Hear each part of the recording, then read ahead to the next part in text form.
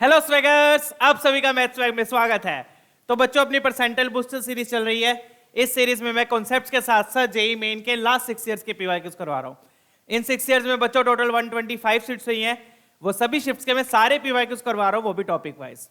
तो अपना matrices chapter बच्चों स्टार्ट हो चुका है। इस चैप्टर के जितने पीवाईक्यूज हैं उनको मैंने इस तरीके से टॉपिक वाइज अरेंज किया हुआ है। टोटल लेक्चर्स है इसके 11 लेक्चर्स लगेंगे। ठीक है, हर पीवाईक्यू को बच्चों में पूरी डिटेल में स्टेप बाय स्टेप डिस्कस करवा रहा हूं ताकि किसी का कोई डाउट ना रह जाए। टोटल पीवाईक्यूज इसके 130 के अप्रोक्सीमेट पीवाईक्यूज है। अगर ये पीवाईक्यूज टॉपिक वाइज आपको पीडीएफ फॉर्मेट में चाहिए तो ये सब्सक्रिप्शन प्लान है ज्वाइन करने के लिए mathswag.in, या फिर आप लोग पेमेंट का लिंक डिस्क्रिप्शन पे भी गिवन है, वहां से भी ज्वाइन कर सकते हो। ठीक है ना। और ये टेलीग्राम पब्लिक चैनल है @mathswag, यहाँ पर आपको सैंपल्स मिल जाएंगे बच्चों टीपीपीज और क्लास नोट्स के। ठीक है, वहां से भी आप चेक कर सकते हो। ठीक है, स्टार्ट करते हैं बच्चों। तो अपने ये 2 लेक्चर कवर हो चुके हैं बच्चों। Power of A matrix part 1, power of A matrix part 2 भी कवर हो गया है। आज हम थोड़े से hot type power of matrix ही एक तरीके से ये समझ लो, आज के सेशन में भी हम पावर ऑफ मैट्रिक्स ही करने वाले हैं, बट उसमें अलग अलग तरीके की चीजें आ जाएंगी, जैसे कि मैट्रिक्स इक्वेशन आ गई, मैट्रिक्स आइडेंटिटीज आ गई, और आज के सेशन में मैं आपको बताऊंगा बाइनोमियल थ्योरम का कैसे यूज होता है मैट्रिसेस में। ठीक है ना, done. Use of binomial theorem in matrices वो भी बताऊंगा मैं एंड में। ठीक है ना, वो टॉपिक एंड में आएगा। तो बाइनोमियल थ्योरम का कैसे यूज होता है वो भी बताऊंगा। तो आज के सेशन में हम सबसे पहले स्टार्ट करेंगे मैट्रिक्स इक्वेशन से। ठीक है, तो मैट्रिक्स इक्वेशन के लिए अगेन ये रिजल्ट ध्यान रखिएगा, I into A equal to A, A into I equal to A. चाहे आई को ए से मल्टीप्लाई करो, चाहे ए को आई से मल्टीप्लाई करो, विल बी ए। आई क्या है यहाँ पे आइडेंटिटी मैट्रिक्स, आई को मैट्रिक्स में 1 की तरह ट्रीट कर सकते हो। ठीक है ना, चलिए सोल्व करेंगे, लेट्स सोल्व। जैसे ये वाला क्वेश्चन है बच्चों, अभी आपको मैट्रिक्स, ये क्या इक्वेशन होगी, इक्वेशन का क्या मतलब होता है कि इक्वल टू में लेफ्ट हैंड साइड में कुछ है और राइट हैंड साइड में भी कुछ दिया हुआ है, दोनों को क्या कर दिया, इक्वेट कर दिया। Left hand side equal to right hand side, उसको इक्वेशन बोलते हैं। अब इसमें मैट्रिक्स दी हुई है, तो मैट्रिक्स दी हुई है तो इसमें मैं इसको मैट्रिक्स इक्वेशन बोल रहा हूं। क्या बोल रहा हूं, मैट्रिक्स इक्वेशन। तो आपको मैट्रिक्स इक्वेशन दी हुई है, इसको सोल्व करके आपको के निकालना है। ठीक है, फटाफट से निकाल दो। के कहां पर है, मैट्रिक्स के अंदर है, तो बस मैट्रिक्स पुट कर दो इक्वेशन में। तो ये बहुत ही सिंपल क्वेश्चन है बच्चों, बस अपने को ए मैट्रिक्स दी हुई है, इसमें पुट कर दो, डेट्स इट। ठीक है ना, तो इसको मल्टीप्लाई करेंगे तो क्या आएगा, देखो यहां पर a इंटू ए क्यूब है, a इंटू ए क्यूब हो जाएगा आपका a की पावर 4। ठीक है, मल्टीप्लाई वैसे ही करेंगे जनरल जैसे अपन करते हैं, पहले a क्यूब से मल्टीप्लाई होगा, फिर a इससे मल्टीप्लाई होगा। अब इधर जब मल्टीप्लाई होगा तो बच्चों यहां पर देखो क्या आएगा, यहां पर 3ia आएगा, राइट, और you can write as ai। 3 आपका बाहर हो गया, क्या आएगा, ai आएगा। ai is equal to 2i। तो ai तो a हो जाएगा, a तो मुझे पता है, साथ में a की पावर 4 आएगा। तो मुझे किसकी वैल्यू चाहिए, a की पावर 4 की चाहिए। तो सबसे पहले मैं a की पावर 4 निकाल लूंगा बच्चों। तो अब a की पावर 4 निकालने के लिए वही सेम तरीका, क्या है मेथड, a दिया हुआ है, वहां से a स्क्वायर निकालो, a स्क्वायर से फिर a की पावर 4 निकाल लेंगे। तो सबसे पहला स्टेप आपका क्या रहेगा, a की पावर 4 निकालो a से। तो a से पहले a स्क्वायर निकालेंगे, 2 क्रॉस 2 मैट्रिक्स है जो कि बिल्कुल इजी है a की पावर 4 निकालना। ठीक है, रो बाय कॉलम आपने मल्टीप्लाई करना है, रो बाय कॉलम क्या किया, मल्टीप्लाई। तो फटाफट से यहां पर मैं लिख देता हूं, रो बाय कॉलम मल्टीप्लाई करके पहली रो को पकड़ा, पहली रो को पहली कॉलम से किया, क्या आ गया, फटाफट से देख लो, 0 और ये 2k, तो क्या आ गया, पहली रो से कॉलम से मल्टीप्लाई करके 2k आ गया। फिर दूसरी कॉलम से किया, दूसरी कॉलम से किया 0 और ये आ गया -2 आ गया, तो दूसरी कॉलम से करके -2 आ गया। डन, पहली रो को हटा दो। अब पकड़ो दूसरी रो को, दूसरी रो फर्स्ट कॉलम। ठीक है, कोरोस्पोंडिंग एलिमेंट्स को मल्टीप्लाई किया, k को 0 से, इसको k से, तो यहां पर आ गया -k, क्या आ गया, -k। फिर सेकंड कॉलम से किया, सेकंड कॉलम से किया, यहां आ गया 2k, यहां आ गया +1, तो क्या आ गया यहां पर 2k + 1। ठीक है, डन। ये आपका बच्चों a स्क्वायर आया, अभी तो क्या आया है, a स्क्वायर। अपने को क्या चाहिए, अपने को a की पावर 4 चाहिए। तो a की पावर 4 के लिए क्या करोगे, फटाफट से दोबारा से इसको मल्टीप्लाई कर दोगे। a की पावर 4 क्या हो जाएगा, a square into a square. Done, check कर लो a स्क्वायर सही आया ना, फटाफट से एक बार रेक्टिफाई कर लेते हैं। ये 2k आ गया, ये 0, ये -2, ये 0, ये -k, और ये 2k + 1। डन, अब फटाफट से a की पावर 4 निकाल लेते हैं। a की पावर 4 क्या हो जाएगा बच्चों, a की पावर 4 मतलब a square into a square, a square into a square. तो मतलब जो a स्क्वायर आया उसको 2 बार मल्टीप्लाई कर, मतलब उसी से मल्टीप्लाई कर दो। ठीक है ना, तो ये आ गया -k, 2k + 1, इसी को इसी मैट्रिक्स से क्या करो, मल्टीप्लाई। तो 2k माइनस 2 माइनस के 2k प्लस 1। अब अगेन a की पावर 4 क्यों निकाल रहा हूं मैं? a की पावर 4 इसलिए निकाल रहा हूं, जब इसको एक्सपैंड करेंगे तो a की पावर 4 आएगा। डन है?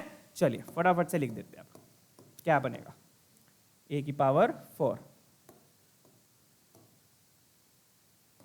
ठीक है। a की पावर 4 क्या आएगा? अपन ने पहली रो पकड़ी, पहली रो को पहली कॉलम से मल्टीप्लाई किया, पहली कॉलम से किया, क्या आ गया देख लो। फर्स्ट रो को फर्स्ट कॉलम से किया, 2k into 2k 4k square आ गया, क्या आ गया? 4k square. माइनस 2 को माइनस के से किया, प्लस 2k आ गया, क्या आ गया? Plus 2k।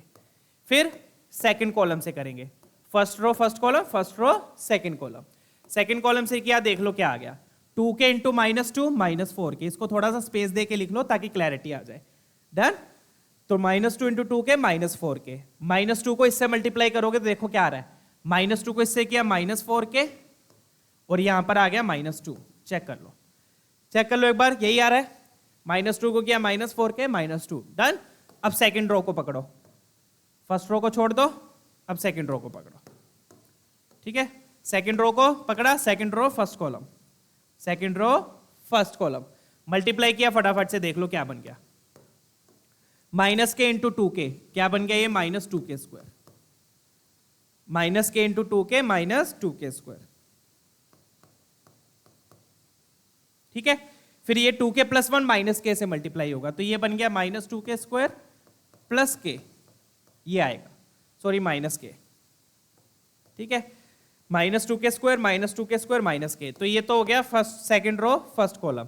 फिर सेकंड रो सेकंड कॉलम से करेंगे, सेकंड रो सेकंड कॉलम से किया, देख लो क्या आ गया? माइनस 2 प्लस 2k हो जाएगा, सॉरी ये माइनस माइनस प्लस, इससे किया तो 2k प्लस 1 का होल स्क्वायर आएगा।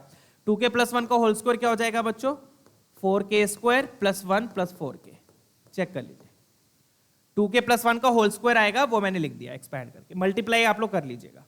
डन? 2k प्लस 1 का होल स्क्वायर मैंने एक्सपैंड करके लिख दिया यहां पर, ठीक है। ये है 2k प्लस 1 का होल स्क्वायर। अब थोड़ा सा सिंप्लीफाई करके अगर लिखना है तो इसको नीचे लिख देता हूं मैं, ये बन गया 4k स्क्वायर प्लस 2k, ये क्या बनेगा? ये माइनस 8k माइनस 2, यहां पर क्या आएगा? यहां पर minus 4k square minus k, और यहां पर क्या आएगा? 4k square plus 6k plus 1। पता नहीं क्यों मुझे ऐसे लग रहा है कुछ ना कुछ गड़बड़ है, बट लेट्स सी, देख लेते हैं। यही बनेगी मैट्रिक्स a की पावर 4। डन? अब फटाफट से इसको एक्सपैंड कर लो, इसको एक्सपैंड किया तो क्या आएगा यहां पर? अब a को a क्यूब से मल्टीप्लाई किया, a की पावर 4 प्लस 3ia, a को i से करेंगे तो a बचेगा, equal to 2i, equal to 2i। Done? अब फटाफट से मैट्रिसेस लिख दो। a की पावर 4 हम निकाल चुके हैं, क्या ये a की power 4? 4k square plus 2k minus 8k minus 2 minus 4k square minus k, और ये 4k square plus 6k plus 1, 4k square plus 6k plus 1। Done है? ये तो आ गया a की पावर 4 हो गया। डन? a की पावर 4 को किससे मल्टीप्लाई करना है? 3a से। तो अब बच्चों आपको पता ही है, जब भी नंबर मल्टीप्लाई होता है मैट्रिक्स में, तो ये नंबर हर एलिमेंट से मल्टीप्लाई होगा। जब ये 3 मैट्रिक्स के अंदर जाएगा तो वो हर एलिमेंट से मल्टीप्लाई होगा। तो मैट्रिक्स के अंदर गया, 3 का 0 0, 3 इंटू 2 6, 3k माइनस 3। सेम तरीके से 2i क्या हो जाएगा बच्चों? 2i भी 2 हर एलिमेंट से मल्टीप्लाई होगा, तो 2 0 0 2, ये आपका 2i हो गया। चेक कीजिएगा। डन? राइट हैंड साइड में ये वाली मैट्रिक्स आ गई।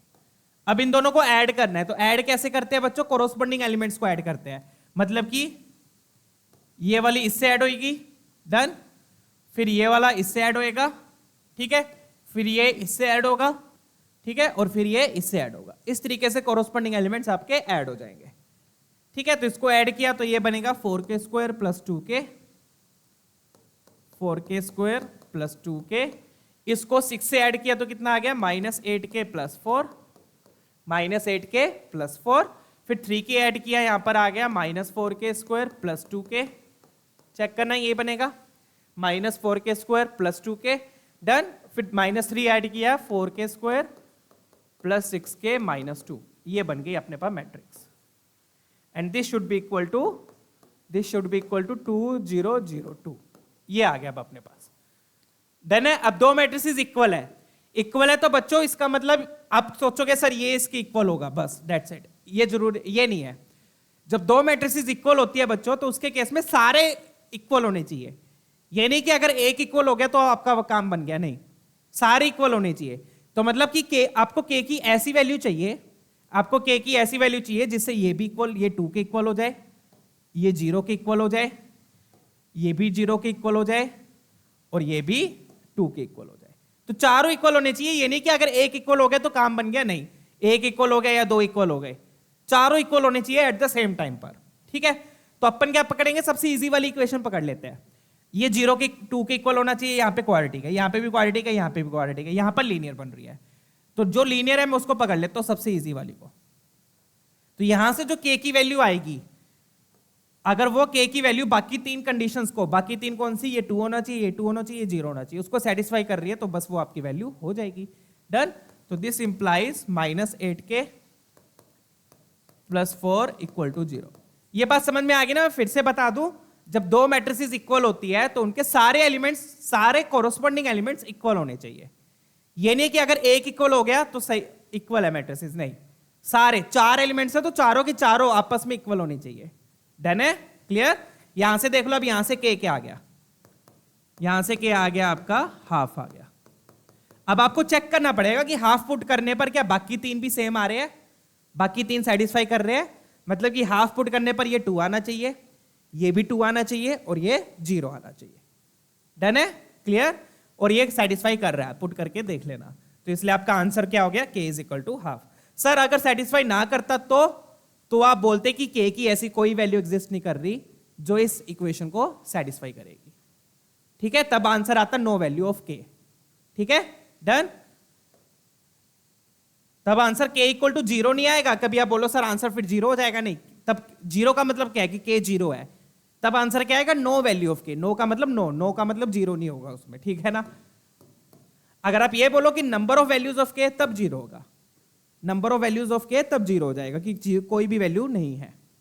बट वैल्यू ऑफ k आ रहा है तो वैल्यू ऑफ k में नो वैल्यू आना चाहिए, अगर बाकी तीन सेटिस्फाई ना होती। ठीक है, तो दो मैट्रिसेस इक्वल है, ये ध्यान रखिएगा, चारों इक्वल होनी चाहिए। सर मैंने तो क्या किया था, सर मैंने तो ये क्वाड्रेटिक सोल्व कर ली थी, उससे तो मेरे पास k की 2 वैल्यूज आई है, बट आपकी एक ही आई है। तो ऑब्वियस बात है बच्चों, क्वाड्रेटिक को सोल्व करोगे तो 2 वैल्यूज आएगी। अब अगेन 2 में से एक क्या हो जाएगी, रिजेक्ट हो जाएगी। क्यों रिजेक्ट होगी? क्योंकि वो बाकी तीन को सेटिस्फाई नहीं करेगा। डन है? क्लियर है? चलिए आगे बढ़ते हैं। इसलिए मैंने लीनियर वाली को पकड़ लिया, क्वाड्रेटिक को छेड़ा ही नहीं, क्वाड्रेटिक को छेड़ा ही नहीं, वो 2 वैल्यूज देगा, फालतू में एक रिजेक्ट करनी पड़ती, मैंने एक वाली से निकाल लिया, खत्म बात। डन। कौन सा ऑप्शन मैच कर रहा है? Option A. तो अगला क्वेश्चन देखेंगे बच्चों, मैट्रिक्स इक्वेशन की क्वेश्चन करेंगे हम। 3-4 क्वेश्चन मैट्रिक्स इक्वेशन के है। मैट्रिक्स इक्वेशन का मतलब मैंने आपको बता दिया, left hand side equal to right hand side, दोनों में मैट्रिक्स दी हुई है। इक्वेशन है, इक्वेशन में मैट्रिक्स डाल दी। ठीक है, अब ये वाला क्वेश्चन देखिए, जैसे बढ़िया क्वेश्चन है, बहुत ही सिंपल क्वेश्चन है बट ये। अब देखो इन्होंने ये a² दिया हुआ है, a² इसके इक्वल है, तो इन्होंने a⁴ पूछा है, a⁴ पूछा है, बहुत ही सिंपल क्वेश्चन। तो a² दिया हुआ है, a⁴ कैसे आएगा, a⁴ कैसे आएगा बता दो फटाफट से। a² × a², मुझे दिया हुआ है, a² मुझे दिया हुआ है, क्या दिया हुआ है a², 3a + αi, इसमें अल्फा दिया हुआ है, हाँ ठीक है, 3a + αi × 3a + αi, यही मतलब हुआ। अब ये भी मैट्रिक्स इक्वेशन ही है, एक इक्वेशन से आपको दूसरी इक्वेशन चाहिए, एक मैट्रिक्स इक्वेशन से आपको दूसरी मैट्रिक्स इक्वेशन बनानी है। कैसे बनाई? बिल्कुल सिंपल है, a² दिया हुआ है, a⁴ चाहिए, a⁴ को लिख दिया a² × a², पुट कर दिया। अब इसको एक मल्टीप्लाई कर दो। मल्टीप्लाई बिल्कुल सिंपल तरीके से होता है, जैसे आप अलजेब्रा में मल्टीप्लाई करते हो, जैसे नंबर्स मल्टीप्लाई करते हैं ना। कहने का मतलब एक्सपैंड करना है, 3a को मल्टीप्लाई करेंगे, 3a इससे भी होगा, इससे भी होगा, फिर αi इससे भी होगा और इससे भी होगा। डन? क्लियर? एक्सपैंड करना है जैसे अब आप अभी तक एक्सपैंड करते आ रहे हो, दैट्स इट, और कुछ नहीं करना। डन? चलिए फटाफट से करेंगे। तो क्या लिखूंगा मैं यहां पर, पहले 3a को पकड़ा, 3a को मल्टीप्लाई करेंगे 3a + αi से, फिर αi को पकड़ा, αi को मल्टीप्लाई करेंगे 3a + αi से।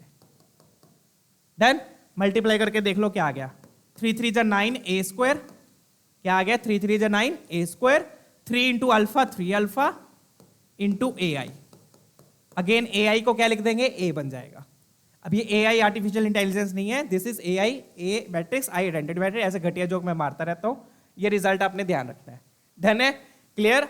चलिए, तो ये AI आपका A बन जाएगा। अब यहाँ पे मल्टीप्लाई करेंगे, यहाँ पर भी यही चीज आएगी, 3 अल्फा इंटू आई ए प्लस अल्फा स्क्वायर आई का स्क्वायर। अब अगेन आई का स्क्वायर क्या हो जाएगा, आई हो जाएगा। ये भी मैंने बताया था पिछले सेशन में, आई की कितनी भी पावर ले लो आई रहेगा हमेशा। डन, क्या बन गया अब ये देख लो, ये बन गया बच्चों 9a स्क्वायर, यहां पर ये AI और IA ये A हो जाएगा और I का स्क्वायर आपका I हो जाएगा। डन, तो यहां पर क्या बचेगा, 3 alpha into A plus 3 alpha into A plus alpha square I का स्क्वायर I हो गया। डन है, क्लियर है। चलिए, फिर आप इन दोनों को जोड़ दो, इन दोनों को जोड़ के क्या आ जाएगा, 6 अल्फा ए। क्या आ गया, 6 अल्फा ए। डन, चलिए, अभी तक मैंने यहां तक क्या कर लिया, सिंप्लीफाई कर लिया। बट अब आप देखोगे ए की पावर 4 में, देखो ए की पावर 4 में देखो क्या ए स्क्वायर दिया हुआ है इन्होंने, अपने पास तो ए की पावर 4 में ए स्क्वायर आ गया, बट इन्होंने नहीं दिया हुआ, तो क्या करें अब इसके बाद, इसके बाद क्या करो, फिर से जो ए स्क्वायर तो पता है ना अपने को, फिर से ए स्क्वायर की वैल्यू यहां पर पुट कर दो। डन है, क्लियर। चलिए, तो क्योंकि अपने को जो ए की पावर 4 दिया उसमें ए स्क्वायर नहीं है, बट अपने पास ए स्क्वायर आ रहा है, तो अपन क्या करेंगे, जो ए स्क्वायर अपने को पता है वो फिर से दोबारा से यहां पर पुट कर देंगे, दोबारा से यहां पर पुट कर दो। तो ए स्क्वायर कितना है, ए स्क्वायर है 3a प्लस अल्फा आई, 3a प्लस अल्फा आई। डन, चलिए, ये मैंने ए स्क्वायर फिर से दोबारा से पुट कर दिया, ए स्क्वायर की पुट किया ताकि आपका रिजल्ट ए और आई की फॉर्म में आ जाए। किसकी फॉर्म में आ जाए, ए और आई की फॉर्म में। अब फिर से इसको एक्सपैंड करो, 9 3 जा 27 है, 9 अल्फा आई प्लस 6 अल्फा आई प्लस अल्फा स्क्वायर आई।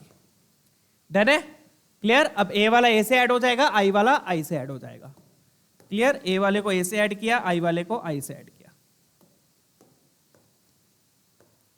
तो क्या आ गया बच्चों, चेक कर लीजिएगा। तो ये बन गया कितना, 27 plus 6 alpha into A plus 9 alpha plus alpha square into I check कर लीजिए, ये बन गया अपने पास फाइनल रिजल्ट। अब इस रिजल्ट को कंपेयर करना है जो अपने को गिवन है। आगे समझ में, डन है, क्लियर। ए स्क्वायर दिया हुआ था, ए की पावर 4 निकाल लिया, ए स्क्वायर इंटू ए स्क्वायर करके ए स्क्वायर पुट कर दिया, एक्सपैंड कर दिया, एक्सपैंड करके सिंप्लीफाई कर दिया, सिंप्लीफाई करने के बाद भी ए स्क्वायर बच रहा था, ए स्क्वायर बच रहा था तो फिर से ए स्क्वायर पुट कर दिया, एक्सपैंड कर दिया। डन, चलिए अब कंपेयर कर लेंगे। कंपेयर करेंगे तो क्या आ रहा है देख लो, बहुत ही सिंपल है। यहां पे ए का कोएफिशिएंट क्या है, 21 है, वहां पर क्या है 27 प्लस 6 अल्फा है। दोनों को कंपेयर करेंगे तो पहली इक्वेशन आएगी यहां से। किसको कंपेयर करेंगे, कोएफिशिएंट ऑफ ए को।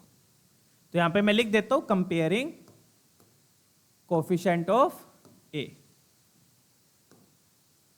On both sides. Obviously both sides में कंपेयर करोगे। डन, यहां पर क्या है, ए का कोएफिशिएंट 27 प्लस 6 अल्फा और यहां पर क्या है 21 है, तो यहां से सीधा अल्फा की वैल्यू आ गई, खत्म क्वेश्चन। यहां से अल्फा क्या आ गया, 27 देखो उधर गया तो -6 आएगा, तो अल्फा आ गया यहां से -1 आ गया, अल्फा की वैल्यू क्या आ गई, -1 आ गई। डन, तो ऐसे सिंपल सिंपल सा क्वेश्चन है ये वाला, तो बिल्कुल ही इजी है, ये वाला भी मैट्रिक्स इक्वेशन के थोड़े से इजी होते हैं, राइट। चलिए, फिर दूसरी चीज किसको कंपेयर करेंगे, कोएफिशिएंट ऑफ आई को कंपेयर करेंगे। ठीक है, let's compare the coefficient of I. ठीक है, आई के कोएफिशिएंट को कंपेयर किया, यहां पे आई का क्या है 9 alpha plus alpha square. Coincidentally हमारे पास अल्फा आ चुका है, कोइंसिडेंटली नहीं फॉर्चुनेटली। तो 9 alpha plus alpha square equal to beta, तो अल्फा पुट कर दो बस, 9 इंटू -1 प्लस -1 का स्क्वायर इक्वल टू बीटा, तो ये बन गया -9 plus 1 is equal to beta, तो यहां से बीटा आ गया आपका -8। खत्म क्वेश्चन, यही पूछ रहा है ना, अल्फा बीटा ही पूछ रहा है। डन, चलिए 23 का क्वेश्चन है बच्चों, बीटा आ गया -8। कौन सा ऑप्शन मैच कर रहा है, अल्फा 1 दिया हुआ है तो अल्फा वाला नहीं मैच कर रहा, डी ऑप्शन आपका मैच कर जाएगा। ठीक है, आगे बढ़ेंगे। क्लियर है बच्चों, क्वेश्चन डन है ना, ए की पावर ए स्क्वायर से ए की पावर 4 इस तरीके से आ जाएगा। ठीक है, चलिए आगे बढ़ते हैं, let's move on.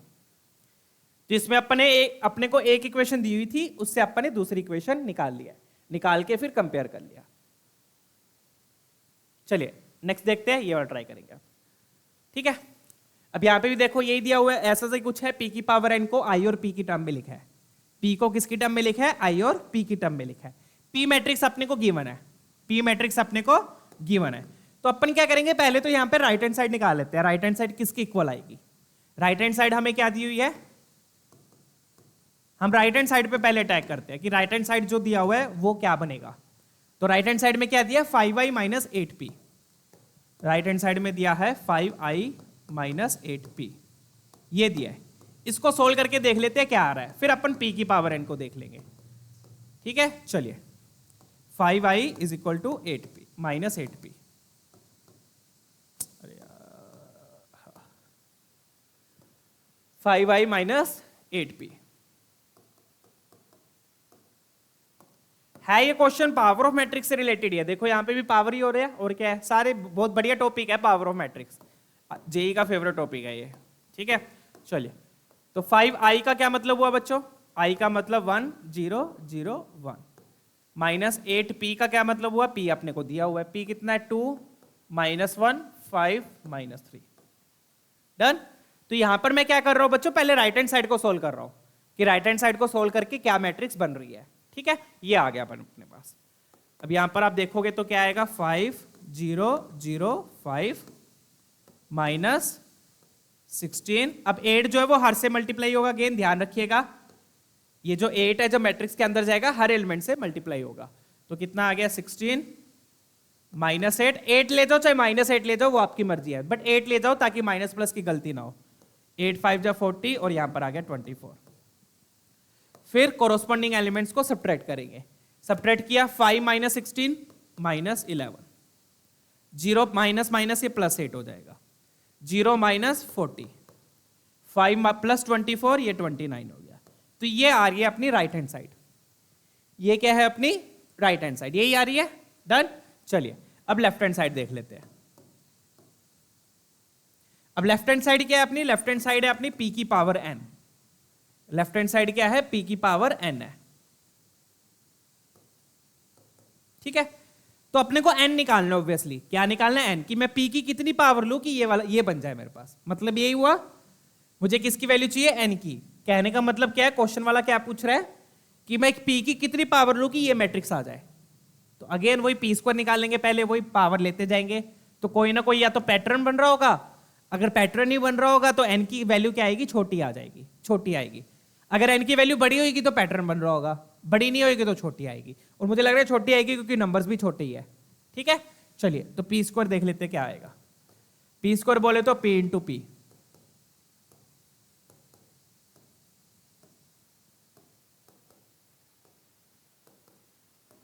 p square बोले तो p इंटू पी। ठीक है, फटाफट से मल्टीप्लाई करके देख लेते हैं क्या बन रहा है। तो रो बाय कॉलम बच्चों में सीधा ही लिख रहा हूं, 4 और माइनस 5, तो ये बना -1, डन, 4 और -5, फिर ये आया -2 और ये +3, तो यहां आ गया 1।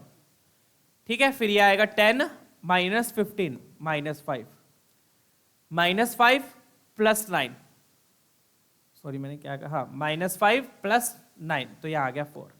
तो ये तो बच्चों p स्क्वायर आया है। तो आप देख सकते हो इसमें जो नंबर्स है और इसमें जो नंबर्स है ये बड़े हैं और ये यहां पर छोटे हैं, तो मतलब मेरे को और पावर लेनी पड़ेगी। तो p क्यूब से काम नहीं चलेगा, मैं एक काम करता हूं सीधा p की पावर 4 निकाल लेता हूं, क्योंकि मुझे पता है कि p क्यूब में जो नंबर्स आएंगे वो छोटे ही आएंगे, क्योंकि अभी नंबर्स में गैप बहुत ज्यादा है, अभी नंबर्स में गैप बहुत ज्यादा है।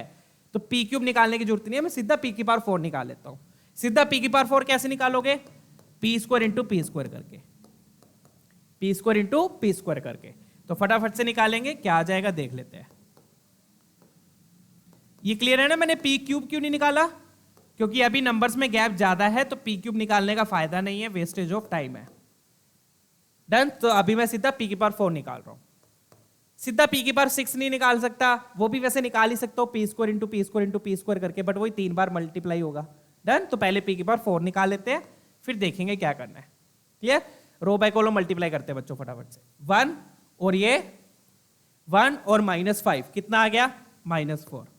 अब थोड़ा सा आगे बढ़ा, ठीक है ना, रो बाय कॉलम में क्या था ना, 1 और -5 -4, और ये -1 और +4, -1 +4, यहां पर आ गया 3, -1 +4 3। ठीक है, अब इसको कर लो, +5 -20। रो बाय कॉलम कर रहे हैं, मैं मल्टीप्लीकेशन में ऑलरेडी बहुत बार सिखा चुका हूं, पहले 2 लेक्चर्स में भी, ठीक है ना। +5 और -20, तो ये आ गया -15। यहां पर क्या आएगा, -5 और 16, -5 और 16, ये आ गया 11। ये आ गया आपका p की पावर 4 आ गया p की पावर 4। अब p की पावर 4 से कंपेयर कर लो, तो अब देखो p की पावर 4 से भी कंपेयर करोगे तो अभी भी नंबर्स में गैप है, अभी भी नंबर्स में गैप है। तो अब आप क्या निकाल लो, p की पावर 6 निकाल के देख लो। आप चाहो तो p की पावर 5 भी निकाल सकते हो, बट अगेन वो वेस्टेज ऑफ टाइम होगा, क्योंकि अभी भी नंबर्स में गैप क्या है, ज्यादा है। तो बेटर है कि आप सीधा p की पावर 6 निकाल लो। डन है, क्लियर। चलिए, तो ये मैंने p² निकाला, p² के बाद फिर मैंने p की पावर 4 निकाला। वैसे इसको सीधा वहीं लिख देता ना, चलो कोई बात नहीं, नीचे लिख देंगे, p की पावर 6 को सीधा लिख देंगे। तो p की पावर 6 क्या होगा बच्चों, p की पावर 6 कैसे निकालूंगा, उसको लिख दूंगा p की पावर 4 इंटू p²। p की पावर 6 को कैसे निकालोगे, p की पावर 4 इंटू p² करके। p की पावर 4 ऑलरेडी आ चुका है, p की पावर 4 क्या है मेरे पास, -4, 3, -15, 11, ये p की पावर 4 है। डन। p की पावर 4 को p² से मल्टीप्लाई कर दोगे तो p की पावर 6 आ जाएगा। इसलिए मैं इवन पावर्स वाली निकाल रहा हूं, क्योंकि इवन पावर्स निकालना इजी होता है, उससे अपने को पता चल जाएगा कि किसके पास आएगा। Done, clear. फटाफट से अब निकाल के देख लो, और जब बच्चों इसको निकालोगे तो मेरे ख्याल से ये वाला मैच कर जाएगा। एक नंबर में निकाल के देख लेता हूं, तो ये बनेगा 4 और ये -15, 4 और -15 मतलब -11। देखो मैच कर गया, कर गया। डन है। बाकी नंबर्स भी देख लो, -4 और 12 कितना आ गया, 8 आ गया, 8 भी मैच कर गया, कर गया। डन है। फिर देख लो 15 और -55, 40 आ गया, ये भी मैच कर गया, कर गया। डन। -40 आना चाहिए था, हाँ -55 होगा वो, सॉरी -55 होगा तो -40। डन। -15 + 44, -15 + 44 अपना 29 हो जाएगा, चेक कीजिए, ठीक है ना। -15 + 44 29 हो गया। Done, clear. तो देखो मैच कर गया अब, तो मतलब n की वैल्यू क्या हो गई, n की वैल्यू आपकी 6 हो गई, खत्म क्वेश्चन। डन। तो इस तरीके से इस क्वेश्चन को अप्रोच करना था। क्लियर है बच्चा बड़ी। चले आगे। तो क्या किया इसमें, मैंने पहले राइट हैंड साइड निकाल ली, राइट हैंड साइड को सोल्व करके देख लिया क्या मैट्रिक्स आ रही है, फिर उस मैट्रिक्स को मैंने इससे कंपेयर किया। यहां पर क्वेश्चन वाला क्या पूछ रहा है कि p की कितनी पावर लो कि वो ये बन जाए। तो पहले मैंने 2 ली, फिर 4 ली, फिर 6 पे आंसर मैच कर गया, क्वेश्चन सोल्व। ठीक है, चलिए आगे बढ़ते हैं। तो ये थी आपकी लेफ्ट हैंड साइड, वो आपका मैच कर गया, मैच कर गया, इसका मतलब 6 will be your answer, 6 will be your answer. Done है। आगे बढ़ते हैं बच्चों, नेक्स्ट क्वेश्चन देखेंगे। Let's move on. I hope ये क्लियर है। चलिए ये और ट्राई करेंगे। अब ये भी बहुत बढ़िया क्वेश्चन है, ठीक है ना, 23 में आया हुआ है। अब यहां पे भी देखो इक्वेशन दी हुई है, इस इक्वेशन से अपने को ये चाहिए और ये चाहिए। डन है। अब इन दोनों इक्वेशंस को गौर से देखो बच्चों, अपने को ये दिया हुआ है, इससे अपने को ये चाहिए और ये चाहिए। अगर आप इन दोनों इक्वेशंस को ध्यान से देखोगे तो यहां पे i और i की, यहां पे सॉरी, जो i का कोफिशिएंट है यहां पे गामा है, यहां पे डेल्टा है, मतलब अननोन है। क्या है, अननोन है। बट अगर आप p का कोफिशिएंट देखोगे तो p का कोफिशिएंट यहां पे गिवन है, यहां पर 29 आ रहा है, यहां पर 13 आ रहा है। p का कोफिशिएंट गिवन है, p का कितना आ रहा है, -29, सॉरी, p का क्या है -29 और वहां पर है -13। तो मतलब कि मुझे यहां से p² को इस तरीके से एडजस्ट करना है कि p का कोफिशिएंट क्या मिले मुझे, -29 मिले और एक बार -13 मिले। समझ में आ गया, और समझ में आएगा जब हम सोल्व करेंगे। ठीक है, तो फटाफट से एक बार सोल्व करते हैं। अगेन बच्चों p² दिया हुआ है, p² से p की पावर 4 निकालो, p की पावर 4 निकालो। ये क्या बोल रहा है कि p की कुछ पावर्स है, p की पावर अल्फा है, p की पावर बीटा है। एक बार ऐड करने पर ये आ रहा है, एक बार सब्ट्रैक्ट करने पर ये आ रहा है। ऐड करने पर p का कोफिशिएंट -29 आना चाहिए, सब्ट्रैक्ट करने पर p का कोफिशिएंट -13 आना चाहिए। डन। चलिए तो p की पावर 4 देख लेते हैं बच्चों, p की पावर 4 क्या होगा। p की पावर 4 मतलब p² into p², p² into p² मतलब i - p into i - p। Done. Again वही सिंपल तरीके से एक्सपैंड करेंगे, i - p into i - p। इसको ना मैं वैसे डायरेक्टली लिख सकता हूं। अब मैं आपको एक चीज और बता दूं, p की पावर 4 मतलब p² का स्क्वायर हो गया। डन। तो ये बन गया i - p का होल स्क्वायर। ठीक है। अब यहां पे बच्चों क्योंकि एक मैट्रिक्स आई है, यहां पर आप सीधा वो फॉर्मूला लगा सकते हो ए माइनस बी का होल स्क्वायर वाला। क्या कौन सा फॉर्मूला? ए माइनस बी का होल स्क्वायर हो जाएगा A square plus B square minus 2 2ab, A square plus B square minus 2ab। Done. तो आई स्क्वायर क्या हो गया? यहां पर आई हो गया, पी स्क्वायर पी है, और माइनस 2ip मतलब 2p हो गया। डन। ip का मतलब क्या हो गया? 2p हो गया। अब मैं फिर से यहां पर पी स्क्वायर की वैल्यू पुट कर दूंगा। पी स्क्वायर कितना हो गया? पी स्क्वायर कितना दिया हुआ है? आई माइनस पी, आई माइनस पी। तो आई माइनस पी करके ये कितना आ गया? 2i माइनस 3p आ गया, 2i माइनस 3p आ गया। ये आ गया मेरे पास p की पावर 4 आ गया। क्या आ गया? ये p की पावर 4 आ गया। डन है? क्लियर? आप चाहो तो इसको ऐसे भी कर सकते हो, i minus P into I minus P करके। डन है? फिर i से मल्टीप्लाई किया, फिर माइनस p से मल्टीप्लाई किया, वो आपकी मर्जी है। डन? कैसे मर्जी कर लो। ठीक है? यहां पर बस i माइनस पी का होल स्क्वायर बनना था, इसको मैंने सीधा खोल दिया क्योंकि एक मैट्रिक्स आई है, तो A square plus B square minus 2ab लगा दिया। डन है? क्लियर? ये आ गया p की पावर 4 आ गया। अब p की पावर 6 निकाल लेंगे। अगेन मैं इवन पावर्स क्यों निकाल रहा हूं? क्योंकि इवन पावर्स निकालना मेरे लिए इजी है, और यहां पर मैच भी मेरे ख्याल से इवन पावर वाली होती है। ठीक है? p की पावर 4 आ गया। अब p की पावर 6 निकाल लेते हैं। p की पावर 6 कितना आएगा देख लेते हैं। p की पावर 6 कैसे निकालोगे? p की पावर 4 इंटू पी स्क्वायर करके, p की पावर 4 इंटू पी स्क्वायर करके। p की पावर 4 आ चुका है, इंटू पी स्क्वायर कर दो। तो p की पावर 4 कितना है? 2i minus 3p into P square बोले तो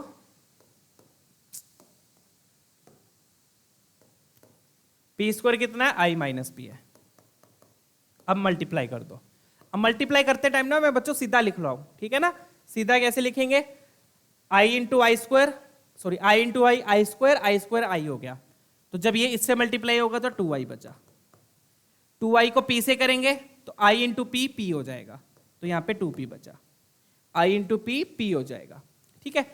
फिर यहां पर भी p इंटू आई पी हो जाएगा, तो ये माइनस 3p बच गया, और फिर ये बन गया plus 3p square, plus 3p square. फिर यहां पर p स्क्वायर की वैल्यू फिर से पुट कर देंगे। एक्सपैंड किया, एक्सपैंड से ही किया, एक बार चेक कर लीजिए। माइनस 2p माइनस 3p, आई से मल्टीप्लाई किया, सेम रहेगी matrix, plus 3p square. Done. अब ये कितना बन गया? ये बन गया माइनस 5p। कितना बन गया? Minus 5p। अब यहाँ पे p स्क्वायर पुट कर दो। p स्क्वायर कितना है? i माइनस p, तो ये बन जाएगा 3i माइनस 3p। 3 से मल्टीप्लाई कर दिया मैंने, 3i माइनस 3p। तो कितना बन गया? ये 5i माइनस 8p। ये आ गई आपकी p की पावर 6 आ गई, p की पावर 6 आ गई। चेक करो एक बार। डन है? क्लियर? p स्क्वायर से p की पावर 4 निकाल लिया, फिर p की पावर 6 निकाल लिया। p की पावर 6 कैसे निकाला? p की पावर 4 इंटू पी स्क्वायर करके, p4 पुट किया। अब देखो बच्चों, ध्यान से देखो। अब अपने को क्या चाहिए? अब देखो, अगर मैं इन दोनों को ऐड करता हूं, ऐड करने पर p का कोफिशिएंट कितना बन रहा है? -11 बन रहा है। मुझे कितना चाहिए? -29। मतलब कि अभी मंजिल दूर है। समझ में आ गया? डन है? अभी मैं ऐड करूंगा, तो अभी ऐड करने पे देख लो p का कोफिशिएंट 11 आ रहा है, -11 आ रहा है। मुझे कितना चाहिए? -29 चाहिए। यही बोल रहा है ना, ऐड करने पर -29 आना चाहिए। p की समथिंग पावर प्लस p की समथिंग पावर, p की पावर अल्फा प्लस p की पावर बीटा, ये है। क्लियर हो गया कैसे एडजस्ट कैसे सोचना है? फिर p की पावर 6 आ गया। अब फिर p की पावर 8 निकालो। इवन पावर्स क्यों निकाल रहा हूं मैं? क्योंकि इवन पावर निकालना इजी है। डन। अगर उस इवन पावर के आसपास आ गया, फिर मैं ऑड पावर देख लूंगा।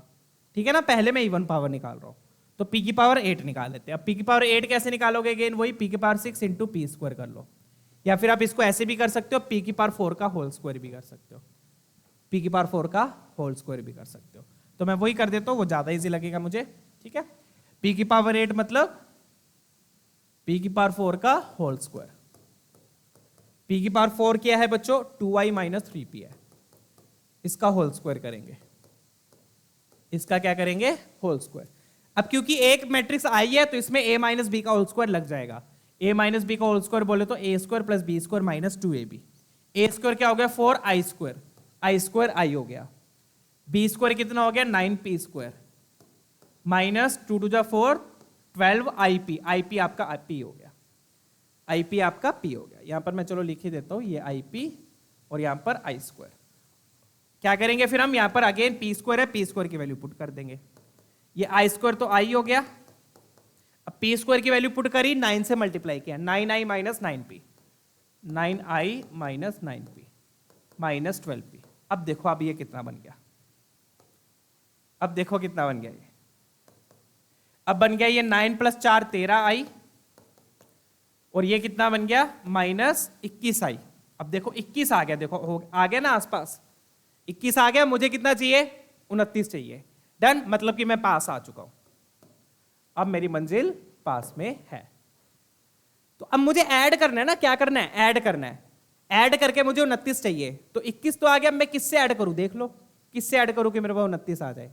आ रहा है किसी से ऐड करने पर 29 आ रहा है, 21 या इससे, इससे 21 और 8 29। तो मतलब कि अगर मैं p की पावर 8 और p की पावर 6 को ऐड करूंगा तो मेरे पास ये एक्सप्रेशन आ जाएगा। आगे समझ में क्लियर है? फिर से मैं बताता हूं हो क्या रहा है, यहां पर दिया क्या हुआ है क्वेश्चन में।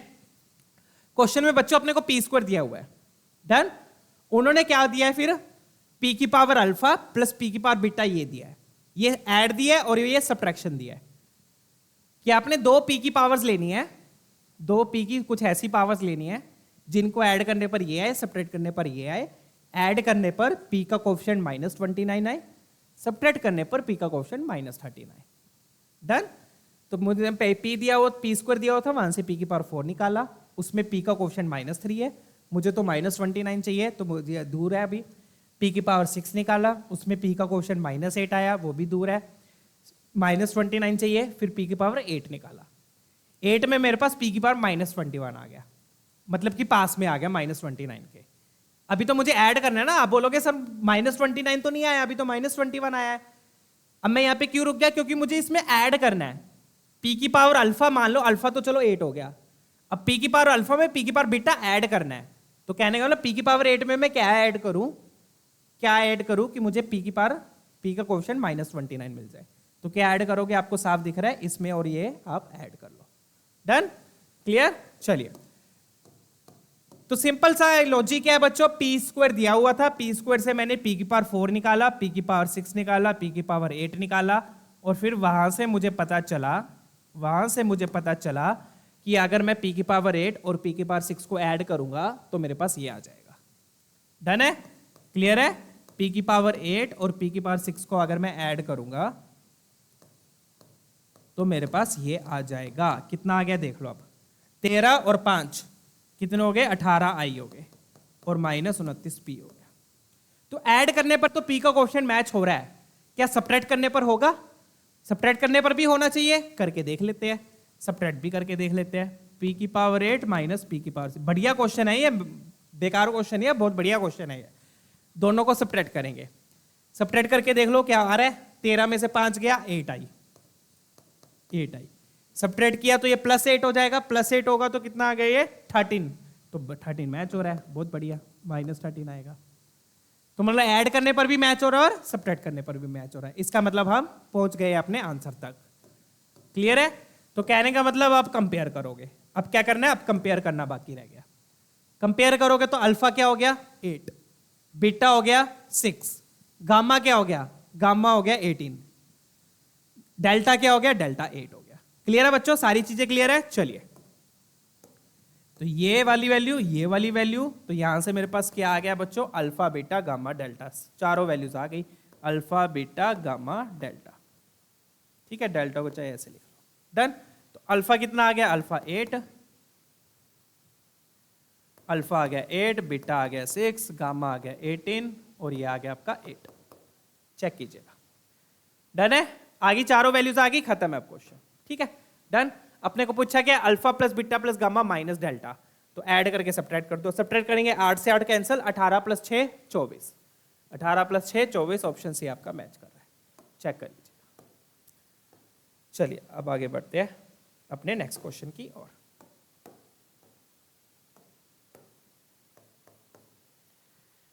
ठीक है बच्चों, क्लैरिटी आ गई क्वेश्चन की, समझ में आ गया? इसको एक बार दोबारा करके देखना आप लोग बढ़िया से। आई होप क्लियर है। p स्क्वायर दिया हुआ था, p की पावर 4 निकाला, p की पावर 6 निकाला, p की पावर 8 निकाला, p की पावर 8 पे मैं रुक गया। क्यों रुक गया? क्योंकि मैं थोड़ा सा मंजिल के पास पहुंच गया था, मुझे 29 चाहिए था, मेरे पास 21 आ गया था। 21 पे क्यों रुक गया? क्योंकि अभी मुझे इसमें ऐड भी करना है। तो मैंने देखा क्या कि कोई ऐड करने पर 29 दे रहा है, तो ये दे रहा था 29, तो एक बार ऐड कर दिया, एक बार सब्ट्रैक्ट कर दिया, कंपेयर करके मेरे पास आंसर आ गया। Done, clear? चलिए आगे बढ़ते हैं, नेक्स्ट क्वेश्चन देखेंगे। आई होप क्लियर है ये सारे क्वेश्चंस। चलिए ये वाला ट्राई करते हैं अब। अच्छा ये तो हो गया, ठीक है। 4 क्वेश्चन हो गए ना मैट्रिक्स इक्वेशन के, 1 2 3 4 हो गए। Done, clear? अब मैट्रिक्स आइडेंटिटीज। मैट्रिक्स आइडेंटिटीज में जैसे बच्चों अपन ने यहाँ पे भी लगाई थी, सीधा लगा दी थी, ठीक है। तो होता क्या है बच्चों, मैट्रिक्स आइडेंटिटीज का मतलब क्या है? यहाँ पर मैं आपको प्रॉपर तरीके से समझाऊंगा, बढ़िया तरीके से। जनरली क्या होता है बच्चों, जनरली मैट्रिक्स के केस में, जनरली जब आप ए को बी से मल्टीप्लाई करते हो और जब बी को ए से मल्टीप्लाई करते हो, मैट्रिक्स के केस में जनरली ये इक्वल नहीं होते हैं। Generally this two are not equal. कहने का मतलब मैट्रिक्स के मल्टीप्लिकेशन में ऑर्डर मैटर करता है। क्या मैटर करता है? ऑर्डर। कि आप ए को बी से कर रहे हो, बी को ए से कर रहे हो, दोनों डिफरेंट है, दोनों सेम नहीं है। क्या जैसे नंबर से तो सेम होता है, 2 into 3 कर लो चाहे 3 into 2 कर लो, वो तो सेम चीज होती है। बट ये मैट्रिक्स है बच्चों, मैट्रिक्स के केस में ऑर्डर मैटर करता है। डन है कि पहले कौन सी मैट्रिक्स लिखी है और बाद में कौन सी मैट्रिक्स लिखी है, ये चीज क्लियर है? डन, चलिए। तो ये पॉइंट ध्यान रखना, जब भी दो मैट्रिसेस, सॉरी ये पॉइंट ध्यान रखना, ए बी और बी ए जनरली इक्वल नहीं होते हैं, ठीक है। डन, मैट्रिक्स में ऑर्डर मैटर करता है। But if A B equal to B A, if AB is equal to BA, then they are known as commutative matrices. Then they are known as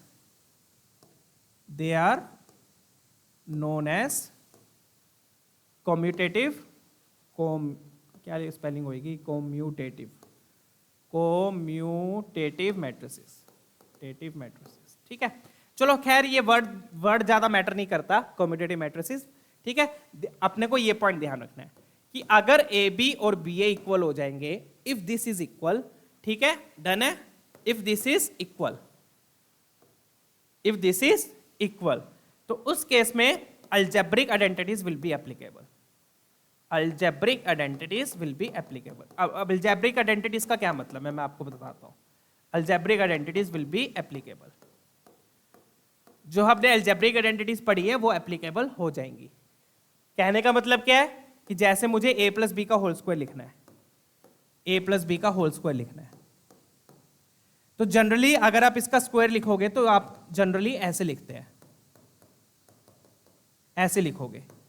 a को a से multiply किया a square, a को b से किया ab, b को a से किया ba plus b square. तो क्या मैं अब इन दोनों को ऐड कर सकता हूं? जनरली आप नहीं कर सकते, जनरली आप इन दोनों को ऐड नहीं कर सकते क्योंकि ये दोनों इक्वल नहीं होते हैं जनरली। बट अगर ये इक्वल है तो ए बी और बी ए को मैं ऐड करके 2ab लिख सकता हूं, 2ab लिख सकता हूं।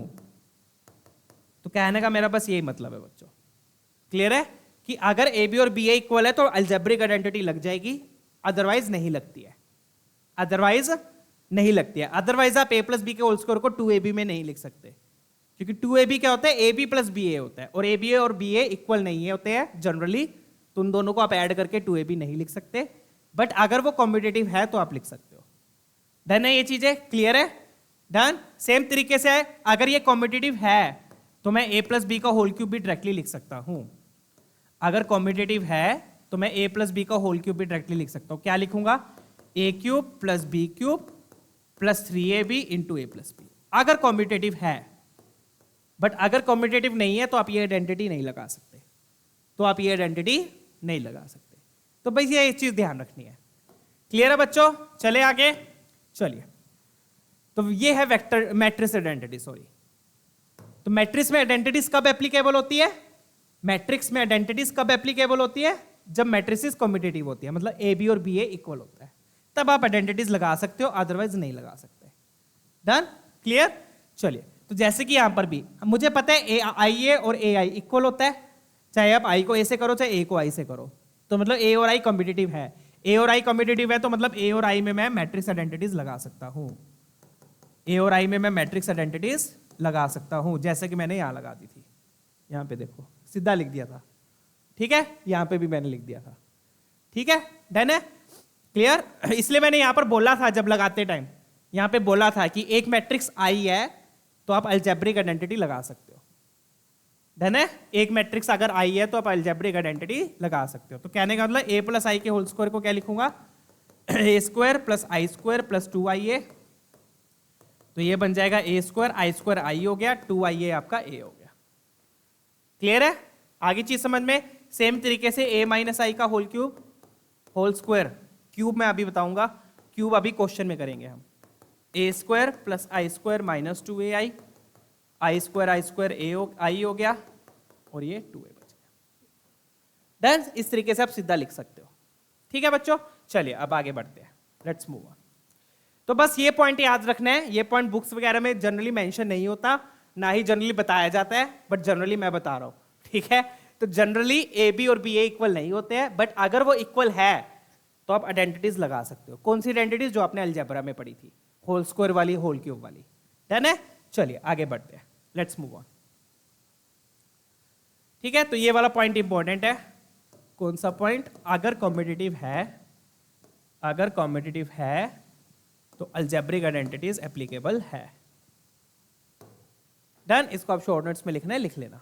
चलिए आगे बढ़ेंगे। इसलिए मैंने यहां पर लगा दी थी क्योंकि ए और आई हमेशा कॉम्पिटिटिव होते हैं। अगर एक मैट्रिक्स आई है तो आप अलजेब्रिक आइडेंटिटी लगा सकते हो, जैसे ये वाला क्वेश्चन देखो। अब इसमें क्या दे दिया, आई माइनस ए का होल क्यूब दे दिया। अब यहां पर आप बिंदास होकर अलजेब्रिक आइडेंटिटी लगा सकते हो। आई माइनस ए का होल क्यूब क्या हो गया, ये हो जाएगा A cube minus B cube minus 3ab into A minus B. यही होती है ना algebraic identity, A cube minus B cube minus 3ab into A minus B. Done. अब अगेन मैं आइडेंटिटी क्यों लगा पा रहा हूं, क्योंकि एक मैट्रिक्स आई है, एक मैट्रिक्स आई है, तो आराम से आप लगा सकते हो। आई क्यूब क्या होता है, आई होता है, ए क्यूब ए क्यूब ही रहेगा, आई इंटू ए हो जाएगा, आई माइनस ए। ये किसके इक्वल दिया हुआ है, ये दिया हुआ है बच्चों आई माइनस ए क्यूब के इक्वल दिया हुआ है, आई माइनस ए क्यूब के इक्वल दिया हुआ है। Done.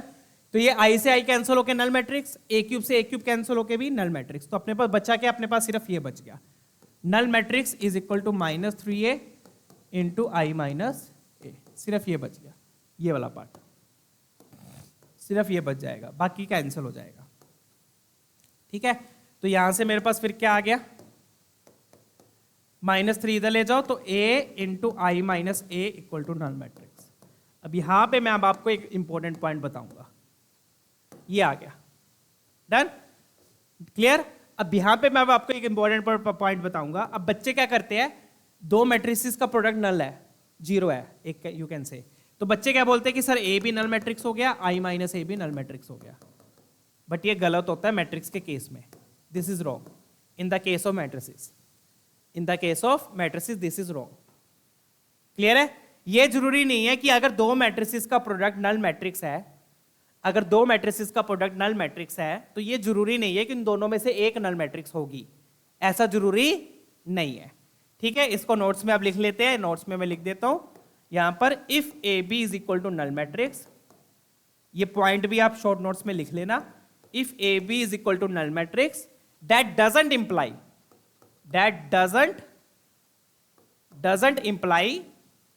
A is equal to null matrix और B is equal to null matrix. इसका क्रॉस कैंसिल का क्या मतलब है, दैट डजंट इंप्लाई, ऐसा इंप्लाई नहीं होगा कि उन दोनों में से कोई एक नल मैट्रिक्स होगी। दो नॉन नल मैट्रिक्स का प्रोडक्ट नल मैट्रिक्स हो सकता है। कहने का मतलब यहां पर मैं नोट में लिख देता हूं, note product of two non null matrices, two non null का मतलब क्या, जो नल नहीं है obviously, two non null matrices can be a null matrix, can be a null matrix. तो ये भी इंपॉर्टेंट पॉइंट है, ये भी हमने ध्यान रखना है। तो सारे कॉन्सेप्ट्स में बताते हुए चल रहा हूं ताकि किसी का कोई कंफ्यूजन ना रह जाए। ठीक है ना, बढ़िया बढ़िया जो भी मेन पॉइंट्स है। ठीक है, तो ये पॉइंट अपन ने याद रखना है। क्लियर। तो अगर दो मैट्रिसेस का प्रोडक्ट नल मैट्रिक्स है, इसका मतलब ये जरूरी नहीं है कि उनमें से कोई एक 0 होगी या फिर नल मैट्रिक्स होगी। बट नंबर्स के केस में तो हम यही बोलते हैं ना, अगर नंबर्स होते हैं जैसे ए बी इक्वल टू 0 है, दो नंबर्स का प्रोडक्ट अगर 0 है तब तो ये जरूरी होता है कि दोनों में से कोई एक जीरो होगा, बट अगेन जो हम नंबर्स वाला कॉन्सेप्ट है वो सेम कॉन्सेप्ट अपन मैट्रिसेस में नहीं लगा सकते। डन है, ये चीजें ध्यान रखनी है। क्लियर? तो आई होप ये पॉइंट क्लियर है। तो मेरे पास ये नल मैट्रिक्स आ गया, इसका मतलब ये नहीं कि ये नल होगा या ये नल होगा, ऐसा जरूरी नहीं है। डन? चलिए, तो कहने का मतलब क्या, फिर यहां से मेरे पास आया क्या, यहां से मेरे पास ये आया a into I minus A square equal to null, मतलब कि ए आई ए है, a minus A square equal to null, मतलब कि a is equal to A square. Finally मेरे पास ये आया है a equal to A square, यहां से मेरे पास ये आया है। डन है? a is equal to A square, expand कर दिया ना, ये बन गया a, ये बन गया ए स्क्वायर इक्वल टू a। तो इससे मेरे पास ये आएगा, ना कि मेरे पास ये आएगा कि यह a नल मैट्रिक्स है। डन है? चीजें क्लियर है? चलिए आगे बढ़ेंगे। तो ये वाला पॉइंट भी इंपॉर्टेंट है, ये ध्यान रखना है हमने। ठीक है, चलिए, आई होप डन है बच्चों। यहां पर तो अपन आइडेंटिटी लगा के खोल दिया क्योंकि एक मैट्रिक्स आई थी, खोल दिया, खोलने के बाद ये आ गया, उसके बाद ये आ गया। चलिए अब आगे बढ़ेंगे।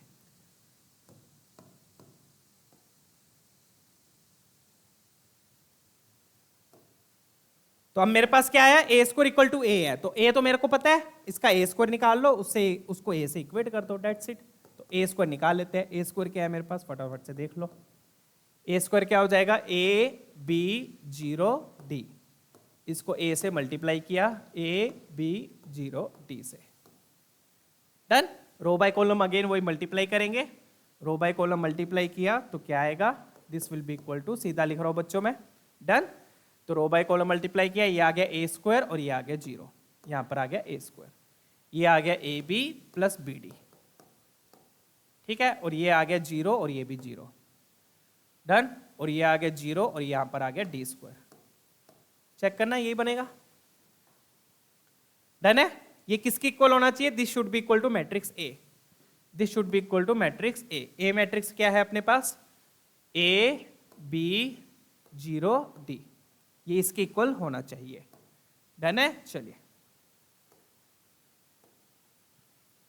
क्लियर है? ये आ गया अपने पास। अब यहां से अपने पास कौन कौन सी इक्वेशंस बन रही है वो देखो। पहली क्या बनेगी, a equal to A square, ये पहली है। ए स्क्वायर को इधर ले आओ, अब काटना नहीं है, ए काटा तो मतलब ए जीरो भी हो सकता है, ये ध्यान रखिएगा। तो ए को इधर लेके आए तो a minus A square equal to zero, तो मतलब a कॉमन लिया, 1 minus A equal to zero, तो मतलब a की दो वैल्यूज आ रही है, 0 और 1, 0 और 1, ये दो वैल्यूज आ रही है a की। अब दूसरे से देखो, दूसरे में क्या है, b is equal to A B plus B D, तो अगेन यहां से b कॉमन लिया, b क्या लिया, कॉमन लिया, b क्या लिया, कॉमन लिया। अब कॉमन लिया तो मतलब या तो b जीरो होगा, यहां से क्या आया, या तो b जीरो होगा, दिस इंप्लाइज या तो b जीरो होगा या फिर a प्लस डी 1 होगा।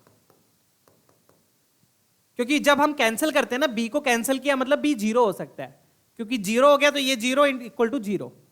कोई भी चीज कैंसिल करते हैं, कैंसिल तभी करते हैं या तो वो जीरो ना हो तब कैंसिल करेंगे, अदरवाइज वो जीरो होगी, क्योंकि जीरो होगा तो ये जीरो और ये भी जीरो। तो b जीरो कैंसिल करके a प्लस डी 1 आ गया, या तो ये होगा या फिर ये होगा। डन है? क्लियर है? ठीक है, कैंसिल कर रहे हैं तो a प्लस डी 1 आ गया। कैंसिल कब नहीं कर सकते, जब b जीरो होगा, b जीरो होगा तो ये भी जीरो और ये भी जीरो। वैसे यहां पर कैंसिल किया तो कैंसिल कब कर सकते हैं, जब a जीरो नहीं होगा, a जीरो नहीं है तो a 1 आएगा, और अगर a जीरो है तो zero equal to zero. Done? चलिए तीसरी इक्वेशन देख लो। अब तीसरी इक्वेशन में अगेन वही d equal to D square आया, तो इसमें भी वही सेम चीज, d minus D square equal to zero, d common लिया, 1 minus D equal to zero, तो यहां से भी दो वैल्यूज आ रही है d की, 0 और 1, 0 और 1, ये चीजें आ रही है अपने पास, चेक कीजिएगा। फाइनली ये अपने पास प्रोसीजर बना है पूरा। अब ये भी काफी अच्छा क्वेश्चन है, क्योंकि यहां पर अब आपने को नंबर ऑफ मैट्रिसेस देखना है कि कितनी मैट्रिसेस पॉसिबल होगी, यही बोल रहे ना वो। हाँ, number of elements in the set. Set क्या है, सेट क्या दे रहा है आपको, मैट्रिक्स दे रहा है, तो number of elements in the set का क्या मतलब है कि कितनी मैट्रिसेस पॉसिबल है। डन है? चलिए, तो अब अपने को ये देखना है। अब मेरे पास आया क्या क्या बच्चों, ये देखो ध्यान से देखना अब क्या क्या आया मेरे पास। मेरे पास ये तीन केसेस बने हैं, ये अलग अलग वैल्यूज आई है, मतलब या तो a जीरो होगा या 1 होगा, या बी जीरो होगा या ए प्लस डी वन होगा या डी जीरो होगा या वन होगा। ये केसेस बने हैं मेरे पास। अब किसी इन दो तीनों में से किसी भी एक को उठाओ, पहले तो किसी भी एक को उठाओ, कोई भी एक उठा लो। मान लो मैंने ये उठा लिया बीच वाला, बीच वाले में क्या लूंगा, या तो मैं बी जीरो लूंगा या फिर ए प्लस डी वन लूंगा। तो केस वन क्या लिख रहा हूं मैं, केस वन बी को जीरो लिया, अगर बी क्या है जीरो है, अगर बी जीरो है, बी जीरो है तो ए प्लस डी वन नहीं होगा, या तो ये होगा या फिर ये होगा। अब बी जीरो है बच्चों, बी जीरो है तो ए आप जीरो भी ले सकते हो वन भी ले सकते हो। अगर ए जीरो हो गया तो डी भी जीरो भी हो सकता है वन भी हो सकता है, तो वही सेम चीज है। बी जीरो ले लिया आपने तो ए और डी कुछ भी हो सकते हैं, ए और डी में ए जीरो ले लिया, डी भी जीरो ले लिया, ठीक है डन। तो अगर बी जीरो है तो ए प्लस डी वन नहीं हो सकते, वैसे तो वन हो सकते हैं, बी जीरो हो गया तो जीरो इंटू जीरो तो जीरो हो ही जाएगा, डन है क्लियर। तो बी जीरो ले लिया तो ए और बी में से आप कुछ भी ले सकते हो, तो ए और डी में से कौन कौन से ऑर्डर्ड पेयर्स बन जाएंगे, तो ए या तो जीरो हो गया, डी या तो जीरो हो गया, ठीक है। फिर ए जीरो हो गया, डी वन हो गया, फिर ए वन हो गया, डी जीरो हो गया, फिर ए वन हो गया, डी भी क्या हो गया वन हो गया। तो कितने ऑर्डर्ड पेयर बनेंगे ऐसे, चार। किसके साथ, जब बी जीरो होगा, बी जीरो है तो कितने ऑर्डर्ड पेयर बन रहे हैं, चार ऑर्डर्ड पेयर बन रहे हैं, ए जीरो डी जीरो, ए जीरो डी वन, ए वन डी जीरो, ए वन डी वन। तो ये चार ऑर्डर्ड पेयर्स आपके बन रहे हैं जब बी जीरो होगा, डन। तो देख सकते हो आप ये चारों केसेस इन तीनों को सेटिस्फाई कर रहे हैं, क्लियर है। तो केस वन से कितनी मैट्रिसेस आ रही है, चार मैट्रिसेस आ रही है। केस वन से कितनी आई है, फोर मैट्रिसेस, कितनी आई है, फोर मैट्रिसेस आई है। अब केस टू देख लो, केस टू। अब केस टू में क्या बोल रहा है कि ए प्लस डी वन होना चाहिए। केस टू को अब ध्यान से देखना, मैंने क्या किया, किसी भी एक को उठा लो, इसको उठाया तो एक बार केस बी जीरो लिया, एक बार ए प्लस डी वन लिया। ए प्लस डी वन लेंगे तो क्या आएगा, देखो ए प्लस डी वन लिया तो बच्चों जब ए जीरो होगा तो डी वन होना चाहिए, और जब ए वन होगा तब डी जीरो होना चाहिए। क्या दोनों को मैं जीरो ले सकता हूं, नहीं। क्या मैं दोनों को वन ले सकता हूं, नहीं। ना मैं दोनों को जीरो ले सकता, ना मैं दोनों को वन ले सकता, क्योंकि मुझे ए प्लस डी वन चाहिए, डन है। अब रही बात बी की बच्चों, अब बी इसमें कुछ भी हो सकता है, क्योंकि अगर ए प्लस डी वन है तो बी कुछ भी हो सकता है, और बी कुछ भी का मतलब क्या क्या पॉसिबल है, बी की values minus one zero one, minus one zero one. Zero वाला तो हम ऑलरेडी इंक्लूड कर चुके हैं, जीरो वाला हम ऑलरेडी इंक्लूड कर चुके हैं। तो बी की पॉसिबल वैल्यूज क्या आएंगी यहां पर, माइनस वन और वन। तो एक बार बी यहां पर माइनस वन होगा, ठीक है। तो ए वन डी जीरो। अब यहां पर मैं दो बार क्यों लिख रहा हूं, यहां पर आप देखो एक सेट ये बना, इस सेट के साथ बी वन हो गया, और इस सेट के साथ बी माइनस वन हो गया, इस सेट के साथ बी वन हो गया, इसी सेट को दोबारा लिखो, इसी सेट के साथ बी माइनस वन हो गया। तो यहां से भी टोटल मैट्रिसेस कितनी आएंगी, चार पॉसिबल होगी। कितनी पॉसिबल होंगी, फोर मैट्रिसेस। तो टोटल मैट्रिसेस कितनी हो गई, आठ, ठीक है। तो ये आप ट्राई करके देख लेना खुद से, ये मैं समझा दिया है। कितनी मैट्रिसेस आएंगी, आठ मैट्रिसेस आएंगी। कैसे, मैं एक बार फिर से बता दूं। एक बार आपने बी को जीरो ले लिया, बी जीरो ले लिया तो ए की ये पॉसिबल वैल्यू, डी की ये है, तो एक बार दोनों की जीरो ले ली, एक बार इसकी zero one one zero one one. तो कितनी मैट्रिसेस पॉसिबल होगी, चार हो गई। फिर आपने ए प्लस डी को मान ले लिया, ए प्लस डी अगर वन होगा तो या तो ए जीरो बी डी वन होगा, और ए वन डी जीरो होगा, ए जीरो डी वन होगा, ए वन डी जीरो होगा, जब ए प्लस डी वन होगा, डन। अब ए प्लस डी वन है तो बी कुछ भी हो सकता है, कुछ भी का मतलब minus one zero one, zero तो हम ऑलरेडी ले चुके हैं, माइनस वन और वन में कुछ भी हो सकता है, तो वन और माइनस वन। ये वाला सेट दो बार लिखा, दोनों सेट में बी को वन और माइनस वन लिखा, फिर यही सेट दो बार लिख के एक बार बी को वन और माइनस वन लिखा। अलग अलग मैट्रिक्स बनेगी ना, ये भी अलग है, ये भी अलग है, ये भी अलग है, ये भी अलग है, डन क्लियर। इस सेट के साथ दो पॉसिबिलिटीज आएंगी ना, इस सेट के साथ बी वन और माइनस वन, इसके साथ भी दो बी वन और माइनस वन, डन। चलिए, तो टोटल मैट्रिसेस आपकी 8 हो गई। आगे बढ़ते हैं बच्चों, बढ़िया क्वेश्चन था ये भी, ठीक है। चेक आउट दिस, एक बार चेक कर लीजिए।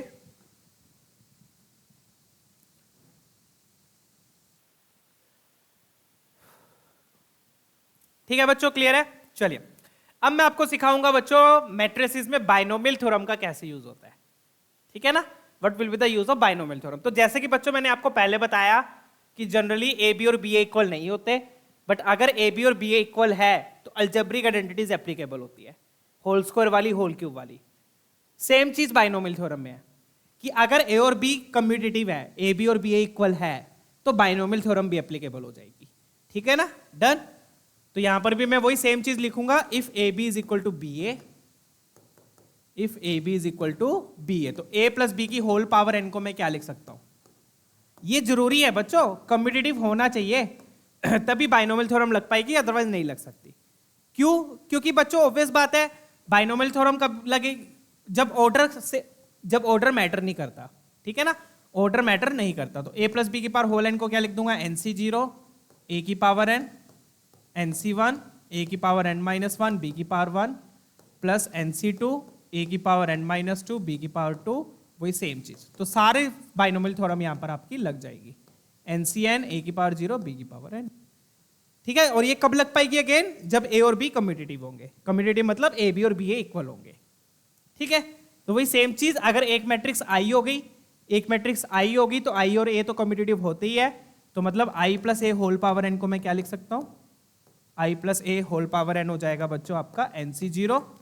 अब आई तो बच्चों वन की तरह ट्रीट करोगे, अब आई की कितनी पावर ले लूं? वो आई रहेगा, तो मैं सीधा लिख दूं N C zero plus N C one A plus N C two A square plus N C three A cube and so on N C N A की पावर एन। तो ये वाली चीज इंपॉर्टेंट है, इसको हम यूज करेंगे अब आगे 3 क्वेश्चंस में। ठीक है, कि आई प्लस ए की पावर एन को मैं ये लिख सकता हूं बाइनोमियल थ्योरम का यूज करके। क्लियर है? इसको अगेन तभी लिख सकते हैं बच्चों जब आई ए और ए आई इक्वल होते हैं, मतलब कि ए बी और बी ए इक्वल होगा, तभी आप मैट्रिक्स बाइनोमियल थ्योरम लगा सकते हो, जैसे कि मैंने आइडेंटिटीज में बताया था। आइडेंटिटीज भी कब लग पाएंगी? जब ए बी और बी ए इक्वल होता है। सेम चीज बाइनोमियल थ्योरम भी है, बाइनोमियल थ्योरम भी कब लग पाएगी? जब ए बी और बी ए इक्वल होंगे। डन है? क्लियर? और अगर एक मैट्रिक्स आइडेंटिटी मैट्रिक्स है तो ऑब्वियसली फिर तो लग ही जाएगी। ठीक है, चलिए अब क्वेश्चन दिखाता हूं मैं आपको, क्वेश्चन कैसे करेंगे बहुत बढ़िया तरीके से बताऊंगा।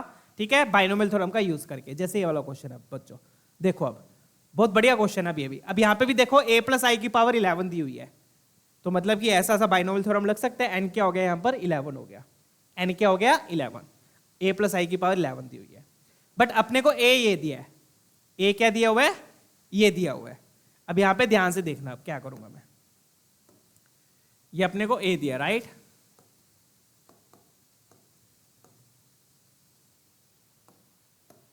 ठीक है, इसमें से अब क्या करो, ये तो ए दिया, यहां से अब अपन को पहले तो ए स्क्वायर निकालो। यहां से क्या निकालो? ए स्क्वायर निकालो।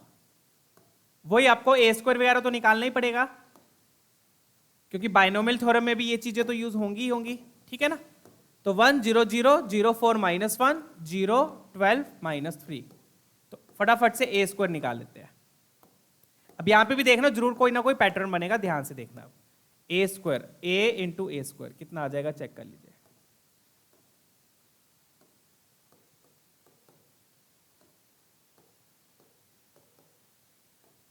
ठीक है, फटाफट से निकाल दो ए स्क्वायर, क्या आएगा?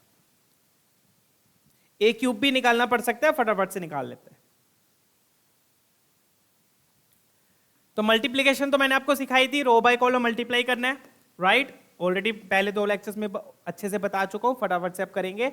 पहली रो पहले कॉलम को पकड़ा तो 1 आया, पहली रो दूसरे कॉलम को पकड़ा तो ये 0 0 0 0 0 आ गया, पहली रो तीसरी कॉलम को पकड़ा, ये 0 ये 0 ये 0 0 0 आ गया। फिर वही दूसरी रो पहली कॉलम को पकड़ा, दूसरी रो पहली कॉलम को पकड़ोगे, अगेन 0 आएगा। डन। दूसरी रो दूसरी कॉलम को पकड़ोगे तो ये 0, ये 16 और ये -12। 16 -12 कितना हो गया? देख लो अब, 16 -12 आपका 4 हो गया। फिर दूसरी रो थर्ड कॉलम को पकड़ा, ये 0 -4 + 3, -4 + 3 -1 आ गया। फिर तीसरी कॉलम पहली रो को पकड़ा, ये 0 0 0 0 0 0 0 आ गया। फिर ये भी 0 और ये आ गया आपका 48 - 36, 48 - 36, तो 12 बच गया यहां पर। ठीक है, चलिए 1 मिनट, 12 क्यों बचेगा? 8 बचेगा ना, 8 नहीं, सही तो है, 48 - 36 12। ठीक है, 48 - 36 क्या कर रहा हूं यार मैं? मैं भी कुछ ना कुछ गड़बड़ कर 48 माइनस 30 से, हाँ 8 4 12 सही तो है। क्या कर रो बाय कॉलम किया तो ये भी 0, ये -12 और ये +9, -12 +9 -3 हो गया। ये आपका a स्क्वायर आ गया। क्या आ गया? a स्क्वायर आ गया। चेक कीजिएगा, यही आ रहा है। डन है, ठीक है। -12 और +9, ठीक है, ये आ गया। अब a स्क्वायर आ गया, फटाफट से a क्यूब निकाल लेते हैं। और जरूर कोई ना कोई पैटर्न बन रहा होगा, आपको दिख रहा है। अभी तक पैटर्न तो नहीं बना, बट फिर भी निकालना तो पड़ेगा ही, क्योंकि आपको वो पावर 11 तक चाहिए, ठीक है ना। a स्क्वायर इंटू a करेंगे। a क्यूब को क्या किया? a स्क्वायर इंटू a किया। चेक कर लीजिए फटाफट से।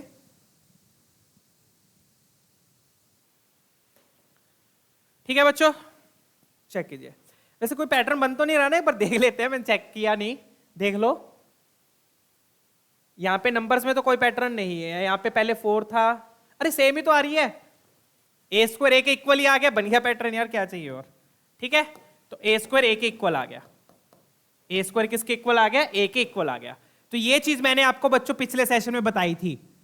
क्या बताई थी? ये कौन सी मैट्रिक्स है? आइडेम्पोटेंट मैट्रिक्स है। अगर a स्क्वायर a के इक्वल है तो a की कितनी भी पावर ले लूं वो हमेशा क्या रहेगा? a रहेगा। डन। तो a की मैं कितनी भी पावर ले लूं वो हमेशा क्या रहेगा बच्चों? a रहेगा। ये चीज मैंने लास्ट सेशन में बताई थी। अगर आपने लास्ट सेशन नहीं देखा तो वो देख लीजिएगा, उसमें मैंने बड़े डिटेल से एक्सप्लेन किया इस चीज को। ठीक है ना, जब भी a स्क्वायर a होता है तो a की आप कितनी भी पावर ले लो वो हमेशा a रहेगा। डन है, क्लियर। चलिए, तो लास्ट सेशन देख लीजिएगा अगर ये चीज आप लोगों को समझ में नहीं आई है। लास्ट सेशन में पूरी डिटेल से समझाया मैंने कॉन्सेप्ट्स के साथ। डन। उसके काफी सारे क्वेश्चन हमने वहां पे सोल्व भी किए इस चीज से रिलेटेड। 2-3 क्वेश्चन हमने बढ़िया बढ़िया अच्छे लेवल के सोल्व किए थे। तो अगर a स्क्वायर a के इक्वल है तो a की आप कितनी पावर ले लो? a आता है। अब बारी आती है इसकी, अपने को a प्लस आई की पावर 11 चाहिए। अब ये क्वेश्चन मैंने पिछले सेशन में क्यों नहीं रखा? क्योंकि अब यहां पे बाइनोमियल थ्योरम का यूज होगा। a प्लस आई की होल पावर 11 चाहिए, तो क्या लगा दोगे यहां पर? Binomial theorem. ये वाली बाइनोमियल थ्योरम क्यों लग पा रही है? क्योंकि एक मैट्रिक्स आई है, अगर दूसरी मैट्रिक्स मान लो बी ए होती तो आप डायरेक्टली बाइनोमियल थ्योरम नहीं लगा सकते अनटिल अनलेस ए बी और बी ए इक्वल ना हो। A B B A equal होने चाहिए तब लग पाएगी। ठीक है ना। चलिए, अब एक मैट्रिक्स आई है तो आई ए और ए आई तो इक्वल होते ही है, तो यहां पर अपनी लग जाएगी। डन। तो यहां पर लगाएंगे, क्या लिखेंगे? 11C0। आई की तो कितनी पावर ले लो वो आई रहेगा, और आई को मल्टीप्लाई करके वो आई बचेगा। तो 11C0 I, 11C1 a, 11C2 a square, 11C3 a cube, ऐसे चलते चलते चलते चलते चलते चलते 11 चलते चलते a की पावर 10। ठीक है, 11C11 a की पावर 11। और अभी अभी हमने क्या ऑब्जर्व किया बच्चों? a स्क्वायर a के इक्वल है, तो a की मैं कितनी भी पावर ले लूं वो a रहेगा। a की मैं कितनी भी पावर ले लूं वो a रहेगा। तो मतलब ये सारे जो a square, a cube, a की पावर 4, ये सारे क्या हो जाएंगे? a की पावर 10, a की पावर 11, ये सारे क्या हो जाएंगे? a हो जाएंगे। क्या हो जाएंगे? a। तो अपने पास क्या बचेगा? 11C0 i, 11C1 a, 11C2 a square, a square आपका a हो जाएगा, a क्यूब भी आपका a हो जाएगा, और एंड में a की पावर 11 भी आपका a हो जाएगा। डन है, क्लियर। तो कहने का मतलब इन सारी टर्म्स में से फिर मैं a कॉमन ले सकता हूं। इन सारी टर्म्स में से मैं a कॉमन ले सकता हूं। इन सारी टर्म्स में से मैं a कॉमन ले सकता हूं। डन है, तो a कॉमन लिया, ये बन गया फिर 11C0। अब 11C0 तो 1 नहीं होते हो तो उसको 1 नहीं लिख लेंगे, बट यहाँ पे i लिखना है बच्चों, यहाँ पर 1 नहीं लिखना, क्योंकि मैट्रिक्स के साथ मैट्रिक्स लिखते होते हैं। a plus 1 is not defined, a plus I is defined. ठीक है ना, तो यहां पर i की जगह 1 नहीं लिखना, i को i रहने देना है। ठीक है, क्योंकि मैट्रिक्स के साथ मैट्रिक्स आएगी, मैट्रिक्स के साथ नंबर नहीं आता। a प्लस 1 नहीं लिखते, a प्लस आई लिखते हैं, ये भी चीज ध्यान रखना। तो ये i बन गया, i प्लस, यहां से क्या करो, a कॉमन लिया, 11C1, 11C2, 11C3, टिल कहां तक गया? ये 11C11 तक गया। अब ये बता दो ये किसके इक्वल होता है फटाफट से, अगर आपने बाइनोमियल थ्योरम पढ़ी है तो। क्या रिप्रेजेंट कर रहा है ये? सारे बाइनोमियल कोएफिशिएंट का सम एक्सेप्ट C0। क्या रिप्रेजेंट कर रहे हैं? सारे बाइनोमियल कोएफिशिएंट का सम एक्सेप्ट 0 वाला। तो सारे बाइनोमियल कोएफिशिएंट्स का सम क्या होता है बच्चों? 2 की पावर n। n क्या है यहां पर? 11 है। और C0 वाला नहीं है तो वो सब्ट्रैक्ट कर देंगे, -1 कर देंगे। अब आप कहोगे सर C0 वाला यहाँ था तो था, बट इसके साथ A नहीं था, इसके साथ A नहीं था, तो इसलिए वो इसके अंदर नहीं आएगा। डन है, क्लियर? तो ये अपनी मैट्रिक्स बन गई, चेक कीजिए। तो मतलब कि इसको एक्सपैंड करके मैं ये लिख सकता हूं। आ गया समझ में? डन है, आया मजा क्वेश्चन करके? चलिए आगे बढ़ते हैं। अब अपने को क्या चाहिए? अपने को डायगोनल एलिमेंट्स का सम चाहिए। क्या चाहिए अपने को? Sum of diagonal elements. Sum of diagonal elements. अब वो कैसे निकलेगा वो ध्यान से देखो, अब बिल्कुल सिंपल है वो निकालना भी।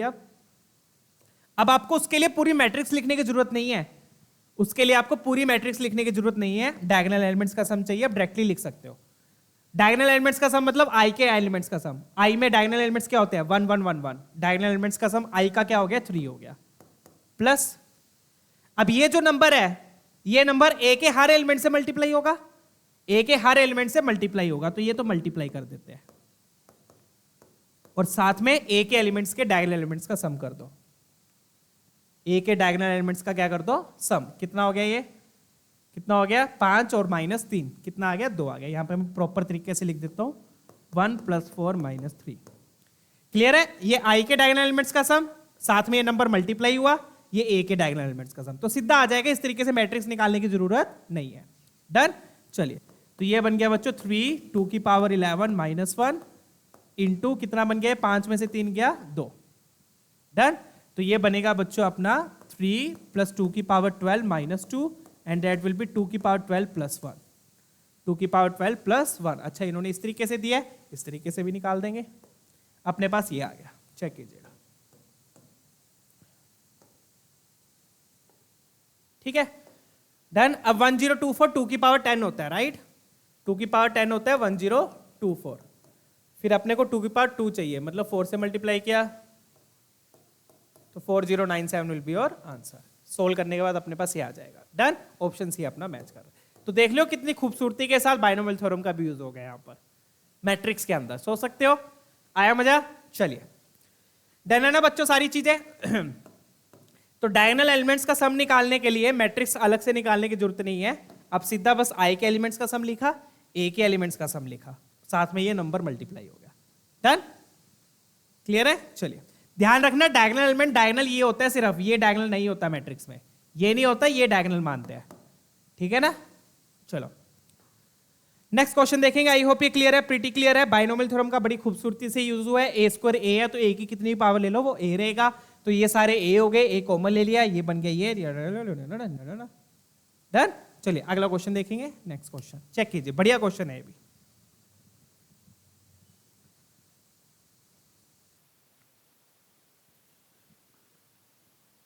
चलिए अब ये वाला क्वेश्चन देखो बच्चों। अब इस क्वेश्चन में बच्चों कैसे मैं यूज करूंगा, इस क्वेश्चन को ध्यान से देखना, थोड़ा सा ट्रिकी मेथड से मैं इसको सोल्व करूंगा। ठीक है ना? चलिए, तो अब इसको कैसे करूंगा बच्चों? जैसे देखो अपने को ये ए मैट्रिक्स गिवन है। डन? ये ए मैट्रिक्स गिवन है, इसमें मैं क्या करूंगा बच्चों? इस ए मैट्रिक्स में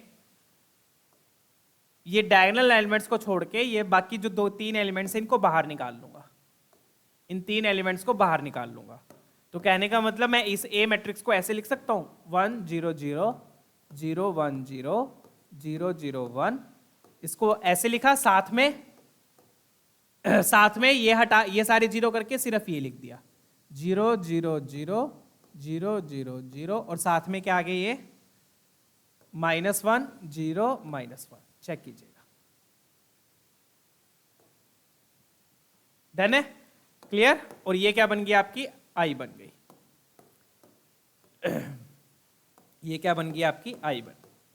तो यहां पर मैंने क्या किया, ध्यान से देखो, यहां पर मैंने क्या किया, यहां पर मैंने ये 1 1 1 1 अलग लिख दिया, और फिर ये जो ऊपर वाले ट्रायंगल के एलिमेंट्स थे, ऊपर वाले जो 3 एलिमेंट्स थे उनको अलग कर दिया। ठीक है? ये डायगोनल वाला अलग किया, ऊपर वाले 3 एलिमेंट्स को अलग कर दिया। उससे क्या हुआ? ये तो बन गई आपकी आइडेंटिटी मैट्रिक्स बन गई। क्या बन गई? ये आइडेंटिटी मैट्रिक्स बन गई। और साथ में ये क्या लिखा हुआ है, इसको P मान लेते हैं, इसको क्या मान लेते हैं? P। तो मेरा A किसके इक्वल आ गया? A मेरा बन गया I + P के इक्वल बन गया। A मेरा किसके इक्वल बन गया? I + P के इक्वल बन गया। तो मैंने यहां पर क्या किया? A मैट्रिक्स में से आइडेंटिटी मैट्रिक्स अलग कर ली। और ऐसा करना कब है ये भी समझ लो आप, ये दिमाग में कब आएगा है, कब आएगा, किस टाइप के क्वेश्चन में आता है? ये ऐसा कब करना है? जब एक ट्रायंगल में आपके पास सारे एलिमेंट्स जीरो हो। जैसे यहां पर देखो, इस ट्रायंगल में, ये नीचे वाला ट्रायंगल, नीचे वाले ट्रायंगल में तीनों एलिमेंट्स जीरो थे, तब ये करना है। ऐसे नहीं है कि कभी भी कर दो। इसमें आप ऑब्जर्व करोगे तो नीचे वाले ट्रायंगल में एलिमेंट्स जीरो थे, जैसे कि ये वाला देखो, यहां पे भी नीचे वाले ट्रायंगल में तीनों एलिमेंट्स जीरो है। चाहे नीचे वाला हो चाहे ऊपर वाला हो, कैसे मर्जी कर लो। तो यहां पर भी हम यही मेथड करेंगे। ठीक है, डन है। तो ये करना कब है? आइडेंटिटी मैट्रिक्स को अलग कर लो। कैसे, कब करोगे? जब एक ट्रायंगल में एलिमेंट्स जीरो हो, चाहे नीचे वाला ट्रायंगल हो चाहे ऊपर वाला ट्रायंगल हो। ठीक है, तीन एलिमेंट्स जीरो। तो इसमें से मैंने क्या किया, 1 1 1 एक तरफ रखे, बाकी ये तीन एलिमेंट्स अलग कर दिए। ठीक है, ऐड करने पर यही आएगा। क्लियर? तो अब मैं बच्चों, अब मैं ए की पावर नहीं निकालूंगा, मैं पी की पावर को ऑब्जर्व करूंगा। अब मैं ट्रेंड किस में देखूंगा? ट्रेंड में ए की पावर में नहीं देखूंगा, ट्रेंड में किस में देखूंगा? पी की पावर में देखूंगा। और उसकी पावर में ट्रेंड देखना इजी, अब और भी इजी हो गया क्योंकि काफी एलिमेंट्स जीरो हो गए। ठीक है, डन। तो मेरे पास अब पी आ गया, पी से मैं पी स्क्वायर निकालूंगा। पी से क्या निकालूंगा? पी स्क्वायर निकालूंगा। अब मैं पी में क्यों ट्रेंड देख रहा हूं? क्योंकि मान लो मुझे ए की पावर 17 चाहिए, तो ये बन गया आई प्लस पी की पावर 17, और इसमें क्या लगा दूंगा? बाइनोमियल थ्योरम लगा दूंगा। इसमें क्या लगा दूंगा? Binomial theorem. इसलिए मैं पी का ट्रेंड देख रहा हूं कि पी की पावर मुझे क्या दे रही है। डन है? क्लियर? चलिए, कहने का मतलब देखो, जैसे अपने को ए की पावर 20 चाहिए ना, क्या चाहिए? ए की पावर 20। तो ए की पावर 20 का मतलब आई प्लस पी की पावर 20, और आई प्लस पी की पावर 20 में क्या लगा दूंगा मैं? Binomial theorem. डन। और बाइनोमियल थ्योरम लगाऊंगा तो मुझे क्या चाहिए होगा? पी स्क्वायर पी क्यूब चाहिए होगा ना, तो वही निकाल रहा हूं मैं यहां पर। ठीक है, तो यहां पर मुझे ट्रेंड पता लग जाएगा। तो पी स्क्वायर देख लेते हैं क्या होगा। पी स्क्वायर देख लेते हैं फटाफट से क्या बनेगा। तो ये बन गया 0 -1 0 0 0 -1 0 0 0। डन। चलिए, इसी को इसी मैट्रिक्स से मल्टीप्लाई करना है। 0 -1 0 0 0 -1 0 0 0। डन। रो बाय कॉलम हम मल्टीप्लाई करेंगे। डन है, फटाफट से मल्टीप्लाई कर देते हैं रो बाय कॉलम। तो रो बाय कॉलम मल्टीप्लाई किया, देख लो क्या आ रहा है। रो बाय कॉलम किया, 0 आ गया। सेकंड कॉलम से किया तब भी 0 आ गया। तो देखो काफी एलिमेंट 0, तो इसका ये फायदा हो जाता है। ठीक है। अब थर्ड कॉलम से करोगे तो 1 आएगा। डन। फिर सेकंड रो को पकड़ो, सेकंड रो को फर्स्ट कॉलम से किया, 0 आ गया। सेकंड रो को सेकंड कॉलम से किया तब भी 0 आ गया। सेकंड रो को थर्ड कॉलम से किया तब भी 0 आ गया। 0। अब थर्ड कॉलम को पकड़ो, थर्ड रो को फर्स्ट कॉलम से किया 0, थर्ड रो को सेकंड कॉलम से किया 0, थर्ड रो को थर्ड कॉलम से किया 0। क्यों? क्योंकि थर्ड रो में तो तीनों ही 0 है। ये बचा। अब आप देख सकते हो इसमें सिर्फ 1 बच रहा है, बाकी सारे 0 हो गए ना 0, बाकी सारे क्या हो गए? 0 हो गए। अब मेरी सिक्स सेंस क्या कह रही है कि अब मैं जब पी स्क्वायर के बाद पी क्यूब निकालूंगा तो पी क्यूब में तो सारी 0 हो जाएंगे, हो सकते हैं, करके देख लेते हैं। तो ये मेरा पी स्क्वायर आ गया। अब पी स्क्वायर के बाद पी क्यूब निकाल लेते हैं, देख लेते हैं क्या बन रहा है। ठीक है, चलिए। तो पी, अब मैं पी स्क्वायर पी क्यूब क्यों निकाल रहा हूं? क्योंकि जब इसमें बाइनोमियल थ्योरम लगेगी तो पी स्क्वायर पी क्यूब की जरूरत पड़ेगी। पी क्यूब क्या होता है? P square into P. P cube क्या होता है? P square into P. P square अपना आ चुका है, पी भी अपने को पता है। तो ये हो गया 0 0 1 0 0 0 0 0 0। ये हो गया P square into P. P क्या है मेरे पास? ये मेरे पास पी है। 0 -1 0 0 0 -1 0 0 0। ये आ गया। अब फटाफट से इनको मल्टीप्लाई कर दो। ये है ना? डन है? क्लियर? ये 0 था ना यहाँ पे। हाँ। अब रो बाय कॉलम करेंगे। पहली रो पहली कॉलम 0, पहली रो दूसरी कॉलम 0, पहली रो तीसरी कॉलम 0। बहुत बढ़िया। दूसरी रो पहली कॉलम 0, दूसरी रो, ये तो सारे ही 0 देगा। अरे बहुत बढ़िया, क्योंकि बाकियों में तो 0 ही है, दूसरी और थर्ड रो में तो 0 ही है। तो अब देख सकते हो पी क्यूब किसके इक्वल आ गया? नल मैट्रिक्स के इक्वल आ गया। पी क्यूब किसके इक्वल आ गया? नल मैट्रिक्स के इक्वल आ गया। अब बच्चों सिंपल सी बात है, अगर पी क्यूब नल मैट्रिक्स है, पी क्यूब नल मैट्रिक्स है, तो पी की पावर 4 भी क्या हो जाएगा? Null matrix. क्योंकि पी की पावर 4 को क्या लिखूंगा? P cube into P. P cube into P. P cube null matrix है। अब किसी भी मैट्रिक्स को नल मैट्रिक्स से मल्टीप्लाई करते हैं तो नल आता है, ये ऑब्वियस है। ए इंटू ओ या फिर p की power n into o will be o। ठीक है ना, किसी भी मैट्रिक्स को अगर आप p o से मल्टीप्लाई करते हो तो वो o ही होता है। जैसे आप a मतलब o एक तरीके से क्या है, यहाँ पे 0 हो गया। ठीक है, क्लियर है। तो p क्यूब भी नल मैट्रिक्स है, तो p क्यूब के बाद जितनी भी पावर्स मैं लूंगा, p क्यूब के बाद मैं जितनी भी पावर्स लूंगा, अब मुझे ऑब्वियस है p की पावर 5, p की पावर 6, p की पावर 7, ये सारी क्या होंगी, 0 हो जाएंगी। ये सारी क्या हो जाएंगी, 0 नहीं बोलेंगे, एक्चुअली क्या बोलेंगे, नल मैट्रिक्स बोलेंगे। क्या हो जाएंगी, ये नल मैट्रिक्स हो जाएगी। चेक कीजिएगा। तो 3 के बाद जितनी भी हायर पावर्स होंगी p की, वो सारी नल मैट्रिक्स हो जाएंगी। ये है अब आपका मेन कॉन्सेप्ट। क्लियर है, क्यों होंगी ये क्लियर है ना। p4 हो जाएगा p cube into p, null matrix, p cube null matrix है।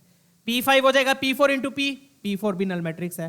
p6 हो जाएगा p5 इंटू p, ऐसे ऐसे गाड़ी चलती जाएगी। डन। तो अगर p क्यूब नल मैट्रिक्स है तो p क्यूब के बाद जितनी भी पावर्स आएंगी वो सारी नल मैट्रिक्स होंगी, वो सारी नल मैट्रिक्स होंगी। आ गया, आया समझ में, मजा आया। अब देखो, अब जादू इसका, अब देखना क्या, अब आपको समझ में आएगा कि आइडेंटिटी मैट्रिक्स अलग निकालने का फायदा क्या हुआ। अब मान लो मुझे a की पावर n चाहिए।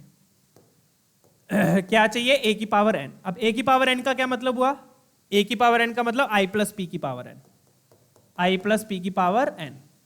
और इसमें क्या लगाऊंगा मैं, बाइनोमियल थ्योरम। क्या लगेगी इसमें, binomial theorem. nc0 i plus nc1 p plus nc2 p square plus nc3 p cube plus nc4 p की पावर 4 प्लस ncn p की पावर n।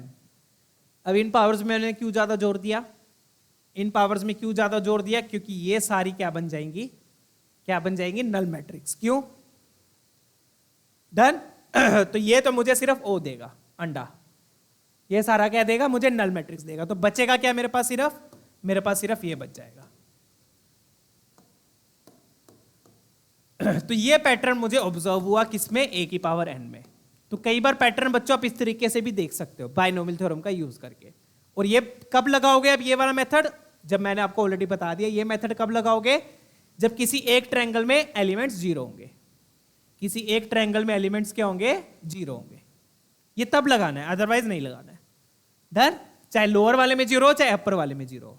ठीक है, क्लियर है। चलिए, तो अपने पास सिर्फ ये बच गया। nc0 तो 1 नहीं होता है, तो इसको 1 ही लिख लो, i प्लस nc1 मतलब n होता है, nc1 मतलब n हो गया, nc2 मतलब n into n minus 1 by 2 into P square. तो ये आ गया मेरे पास a की पावर n आ गया। क्या आ गया ये मेरे पास, a की पावर n। आई होप चीजें बिल्कुल क्लियर है, प्रीटी क्लियर है। तो बाइनोमियल थ्योरम का यूज करके देखो, आपके पास a की पावर n कितने प्यार से आ गया। डन है, क्लियर। और ये मेथड अगेन कब लगाना है, जब कौन सा मेथड, जिसमें आपने आई अलग कर लिया, आइडेंटिटी मैट्रिक्स को अलग कर लिया, इसको अलग कर लिया। कब लगाओगे, जब किसी एक ट्रायंगल में एलिमेंट्स 0 होंगे। ठीक है, इसको मैं थोड़ा सा एक लाइन में प्रॉपर वे में लिख दूं।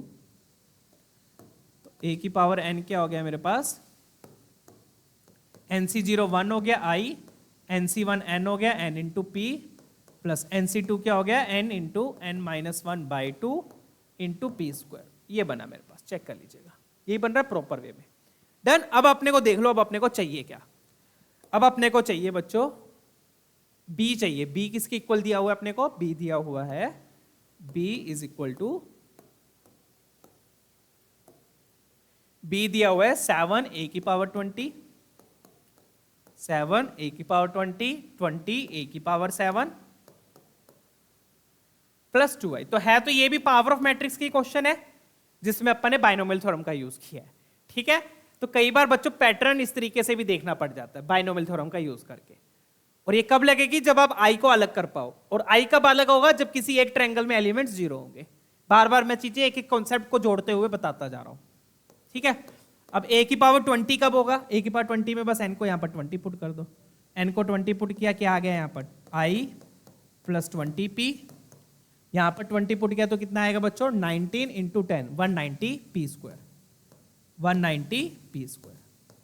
ये तो आ गया आपका a की पावर 20 आ गया समझ में। ये क्या हो गया, a की पावर 20 आ गया ना बड़े प्यार से।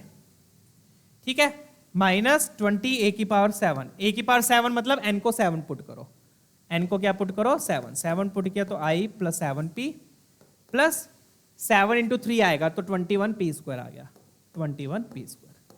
ये हो गया आपका, और साथ में प्लस 2i भी है, प्लस 2i, चेक कीजिएगा। डन, ये हो गया आपका a की पावर 7। कैसे निकाला, यहां पे बस पुट कर दिया, n को 20 n को 7। डन, चलिए अब इसको फटाफट से सिंप्लीफाई कर लेंगे। डन है, चलो तो ये बनेगा बच्चों 7i प्लस 140p प्लस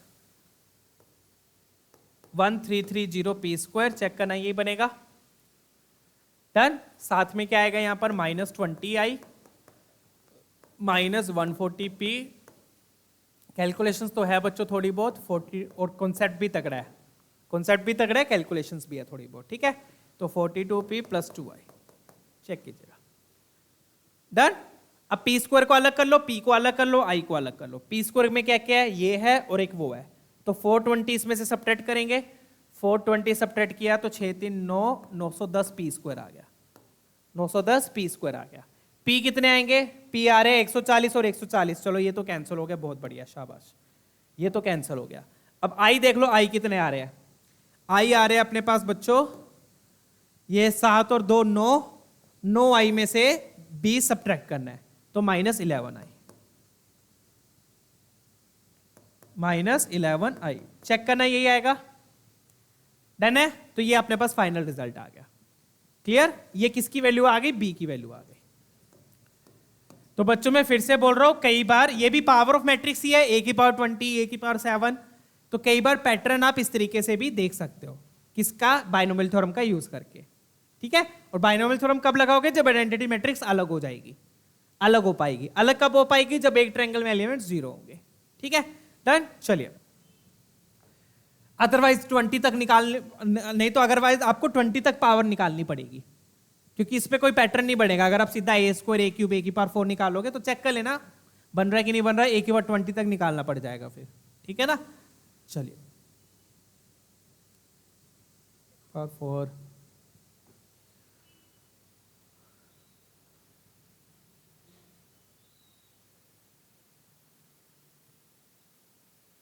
ठीक है। तो ये थोड़ी सी चीजें हैं जो आप लोग ध्यान रख सकते हो। डन है, अभी तो इन्होंने चलो पावर फिर भी 20 तक दे दिया, अगर वही पावर बहुत बड़ी होती तो फिर ये क्वेश्चन इस तरीके से बड़ी तरीके से अप्रोच हो जाता, ठीक है ना। ए की पावर 20 तक तो आप फिर भी निकाल सकते हो, वैसे तो ए की पावर 4 निकाल के उसका स्क्वायर कर दिया, ए की पावर 16। डन है, चलिए, ए की पावर 16 वो भी ए की पावर 8 आएगा, ठीक है। बस अब ये आ गया। अब अपने को चाहिए क्या बच्चों, अब अपने को चाहिए B13।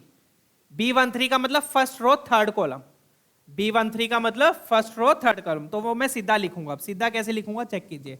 पूरी मैट्रिक्स आपको लिखने की जरूरत नहीं है, पूरी मैट्रिक्स लिखने की जरूरत नहीं है। तो B13 क्या होगा, 9 10 इंटू पी स्क्वायर में B13, पी स्क्वायर का फर्स्ट रो थर्ड कॉलम का एलिमेंट, तो ये पी स्क्वायर था, पी स्क्वायर का फर्स्ट रो थर्ड कॉलम का एलिमेंट 1 है, तो यहां पर क्या आ जाएगा, 1 आ जाएगा। फिर -11i, 11i का क्या मतलब, आइडेंटिटी मैट्रिक्स में फर्स्ट रो थर्ड कॉलम का एलिमेंट 0 है, तो यहां 0 आ गया, खत्म। तो ये बन गया 910, आपका आंसर आ गया, that's it. Clear, 9 10 will be your final answer. तो पूरी मैट्रिक्स निकालने की जरूरत नहीं है, बस फर्स्ट रो थर्ड कॉलम के एलिमेंट्स लिख लो दोनों के, इसका लिख लिया और इसका लिख लिया, डन। पूरी मैट्रिक्स निकालने की आपको जरूरत नहीं है, जैसे कि अपन ने यहां पे किया था सम ऑफ डायगोनल एलिमेंट्स में। पूरी मैट्रिक्स निकालने की जरूरत नहीं थी, इसके डायगोनल एलिमेंट्स का सम लिखा, इसके डायगोनल एलिमेंट्स का सम लिखा। वैसे यहां पर 13 का मतलब फर्स्ट रो थर्ड कॉलम का एलिमेंट, तो पी स्क्वायर का देख लो, फर्स्ट रो थर्ड कॉलम का एलिमेंट 1 है, पी स्क्वायर है, आइडेंटिटी मैट्रिक्स में फर्स्ट रो थर्ड कॉलम का 0 है, डन। तो सीधा बस वो लिख दो, इसका 1 है और इसका 0 है, तो फाइनली आंसर आ गया आपका 910, चेक कर लीजिएगा, डन। तो 910 इसका आंसर हो जाएगा बच्चों, ठीक है। आया मजा क्वेश्चन करके, डन है। चलिए आगे बढ़ेंगे अब, तो इसी टाइप का क्वेश्चन एक और करेंगे, फिर सेशन को एंड करते हैं बच्चों, एक और जिसमें बाइनोमियल थ्योरम का हम यूज करेंगे, ठीक है ना। चलिए, जैसे कि ये वाला है, फटाफट से ट्राई करेंगे। इसमें भी देखो वही चीज है, नीचे वाले ट्रायंगल में जीरोस है, नीचे वाले ट्रायंगल्स में 0 है, तो ये 1 1 अलग कर लो और ये A A B को अलग कर लो। तो फटाफट से लिखते हैं क्या बनेगा। तो ए विल बी इक्वल टू 1 1 आपने अलग कही है, 1 1 मैंने अलग कर लिए। 1 1 क्यों अलग किया? ताकि आइडेंटिटी मैट्रिक्स बन जाए। आइडेंटिटी मैट्रिक्स बन जाएगी तो बाइनोमियल थ्योरम लगाना इजी हो जाएगा। ठीक है, फिर यहां पर क्या बचेगा? यहां पर बचेगा 0 0 0 0 0। और जब ये 0 0 0 आ जाते हैं ना तो पक्का क्यूब पे नल मैट्रिक्स आएगा, जैसे पीछे आया था। क्यूब करने पर क्या आ जाएगी? नल मैट्रिक्स आ जाएगी, ए बी, और यहां पर भी 0। ठीक है, डन है। तब इसलिए ये फायदा होता है ये करने का। तो ये मेथड्स आप लोग ध्यान रख सकते हो बच्चों, क्योंकि सेम चीज बार बार यूज हो रही है चीज क्वेश्चंस में। ये पी मैट्रिक्स मान लिया अपन ने, वही। Done, clear. तो जब भी ये वाला पूरा ट्रायंगल, ये पूरा ट्रायंगल अभी है, ये पूरा ट्रायंगल अगर 0 है तो पी क्यूब करने पर नल मैट्रिक्स आएगा। ठीक है, डन है। चेक कर लेते हैं एक बार फिर भी फटाफट से। पी स्क्वायर निकालेंगे, पी स्क्वायर क्या हो जाएगा? और पी स्क्वायर तो निकालना ही पड़ेगा ना, क्योंकि उसकी जरूरत अपने को पड़ेगी बाइनोमियल थ्योरम में। पी क्यूब नल मैट्रिक्स होगा बट पी स्क्वायर तो नहीं होगा ना, तो पी स्क्वायर तो वैसे भी निकालना ही पड़ेगा, तो वो निकाल लेते हैं। 0 a 0 0 b 0 0 0। ठीक है, 0 a 0 0 b 0 0 0। डन, ये आ गया। अगेन वही रो बाय कॉलम हम मल्टीप्लाई करेंगे। तो रो बाय कॉलम किया 0, first row first column 0, first row second column ये भी 0, फर्स्ट रो थर्ड कॉलम किया तो यहां से अपने पास ए बी आएगा। क्या आएगा? ए बी आएगा। अब देखो बाकी सारे फिर से 0 हो जाएंगे। Second row first column 0, second row second column 0, second row third column ये भी 0। तो हो गया ना 0 0 0। पिछले क्वेश्चन की तरह ही देखो, यहाँ पे भी देखो पी स्क्वायर में सिर्फ ये एलिमेंट बचा था, बाकी सारे 0 हो गए थे, वैसे ही यहाँ पर होगा। ठीक है, ये 0 0 0 0 0 0 0 0।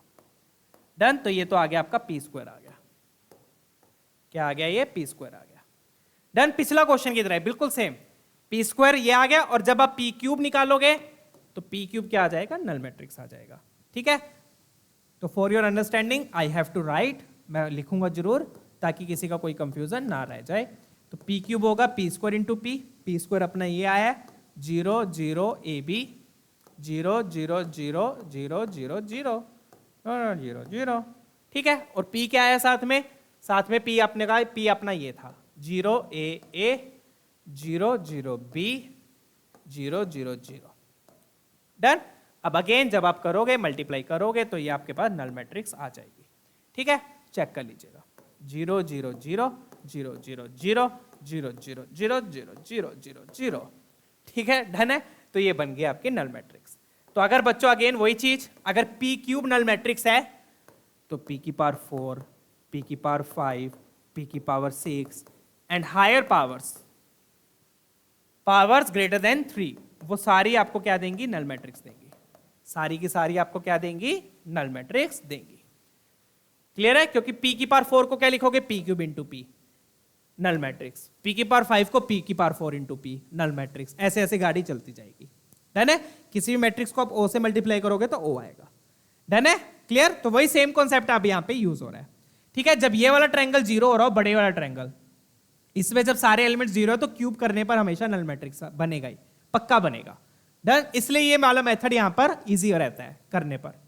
तो ये मेथड आप याद रख सकते हो, ध्यान रख सकते हो, अपने शॉर्ट नोट्स में लिख सकते हो। और ये मेथड लगेगा कब? ये भी मैंने आपको बता दिया। ये तब लगाना है जब छोटे वाले ट्रायंगल के एलिमेंट 0, मतलब 3 एलिमेंट 0, ट्रायंगल बना रहे हो। ट्रायंगल बनना चाहिए, ये नहीं है कि कहीं पे भी 3 0 है, ऐसा नहीं। ये ट्रायंगल बनना चाहिए, चाहे लोअर ट्रायंगल चाहे अपर ट्रायंगल, ये चाहे यहां पर, चाहे ए ये नीचे होता है ये ऊपर होता है, तब भी काम चल जाता। मतलब कि ये ए बी नीचे लिखे होते, 0 0 ऊपर होते, तब भी यही सेम मेथड लग जाएगा। कोई एक छोटा ट्रायंगल 0 होना चाहिए, 3 एलिमेंट्स, मतलब 3 एलिमेंट्स मिलके ट्रायंगल बनता है, 0 होना चाहिए। डन है? क्लियर है? ये सारी चीजें क्लियर होगी। अब बारी आती है बच्चों a की पावर n की, a की पावर n की। तो a की पावर n का क्या मतलब हुआ? i प्लस p की पावर n, राइट? a की पावर n का मतलब हुआ i प्लस p की पावर n, और इसमें मैं क्या लगा दूंगा? Binomial theorem. इसमें क्या लग जाएगी? Binomial theorem. तो जैसे ही मैं बाइनोमियल थ्योरम लगाऊंगा, nc0 i plus nc1 p plus nc2 p square plus nc3 p cube plus NC4 p की power 4 and so on NCn p की पावर n। अब ये सारी तो क्या बन जाएगी, powers 3 and greater than 3 will be null matrix. बन गई। बचा क्या अब अपने पास ये बच गया, NC0 1 होता है, यहां I बच गया, NC1 n होता है n इंटू पी, NC2 का मतलब n into n minus 1/2 into P square is equal to a की पावर n। डन, ये आ गया मेरे पास a की पावर n आ गया। अब मेरे को p भी पता है, p स्क्वायर भी पता है, और मुझे a की पावर n दिया हुआ है, a की पावर n मुझे ये दिया हुआ है, तो इससे कंपेयर करेंगे फिर। ठीक है, तो फटाफट से मैट्रिक्स निकाल लेते हैं, a की पावर n मैट्रिक्स बनेगी क्या, अपनी क्या बन रही है और फिर जो दी हुई है उससे कंपेयर कर लेंगे। डन है ना। चलिए, तो i क्या हो जाएगा बच्चों, i होता है अपना वही डायगोनल एलिमेंट्स 1, बाकी 0 0 0 0 0 0, ये आ गया। अब np का क्या मतलब है, अपने पास ये p है, सॉरी ये तो p स्क्वायर है, p वो है, p है सॉरी, इस p में क्या मल्टीप्लाई करेंगे, n मल्टीप्लाई करेंगे, n क्या करेंगे मल्टीप्लाई, तो क्या आएगा अपने पास ये a b, तो 0 na ऊपर a ही है ना दोनों, हाँ ऊपर a है, 0 0 nb और ये 0 0 0, ये आ गया, ये आ गया आपका np आ गया। np का मतलब p के हर एलिमेंट में n मल्टीप्लाई कर दिया, ये अपना p स्क्वायर है बच्चों, p स्क्वायर में सारे 0 है, बस यहाँ पे a भी है, p स्क्वायर में सारे 0 है, 0 0 0 0 0 0 0 0, p स्क्वायर के साथ क्या मल्टीप्लाई हो रहा है, n into n minus 1/2 multiply हो रहा है, n into n minus 1/2 into A B, ये आ गया, चेक कीजिएगा। डन है। चलिए आगे बढ़ेंगे, तो यहां पर सिर्फ ये एलिमेंट है, यहां पर ये एलिमेंट्स है, और यहां पर ये 3 एलिमेंट्स है। अब तीनों को क्या करना है, आपने ऐड करना है।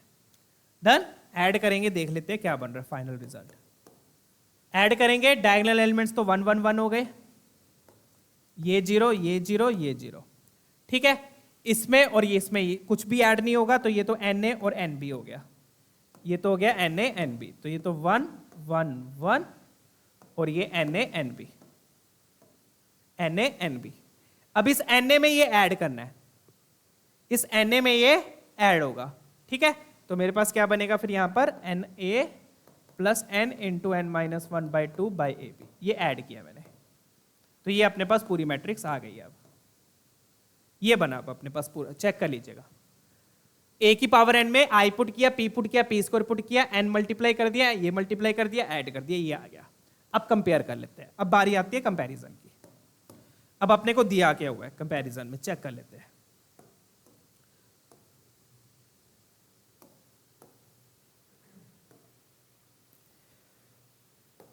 कंपैरिजन में देखो क्या दिया हुआ है, 1 48 2। अब देखो ये तो 1 1 1 ही दिया है और ये 0 0 दिया है, तो ये तो 0, इसको मैं ऐसे लिख देता हूं 1 1 1 0 0 0, तो ये तो बिल्कुल मैच हो रहे हैं।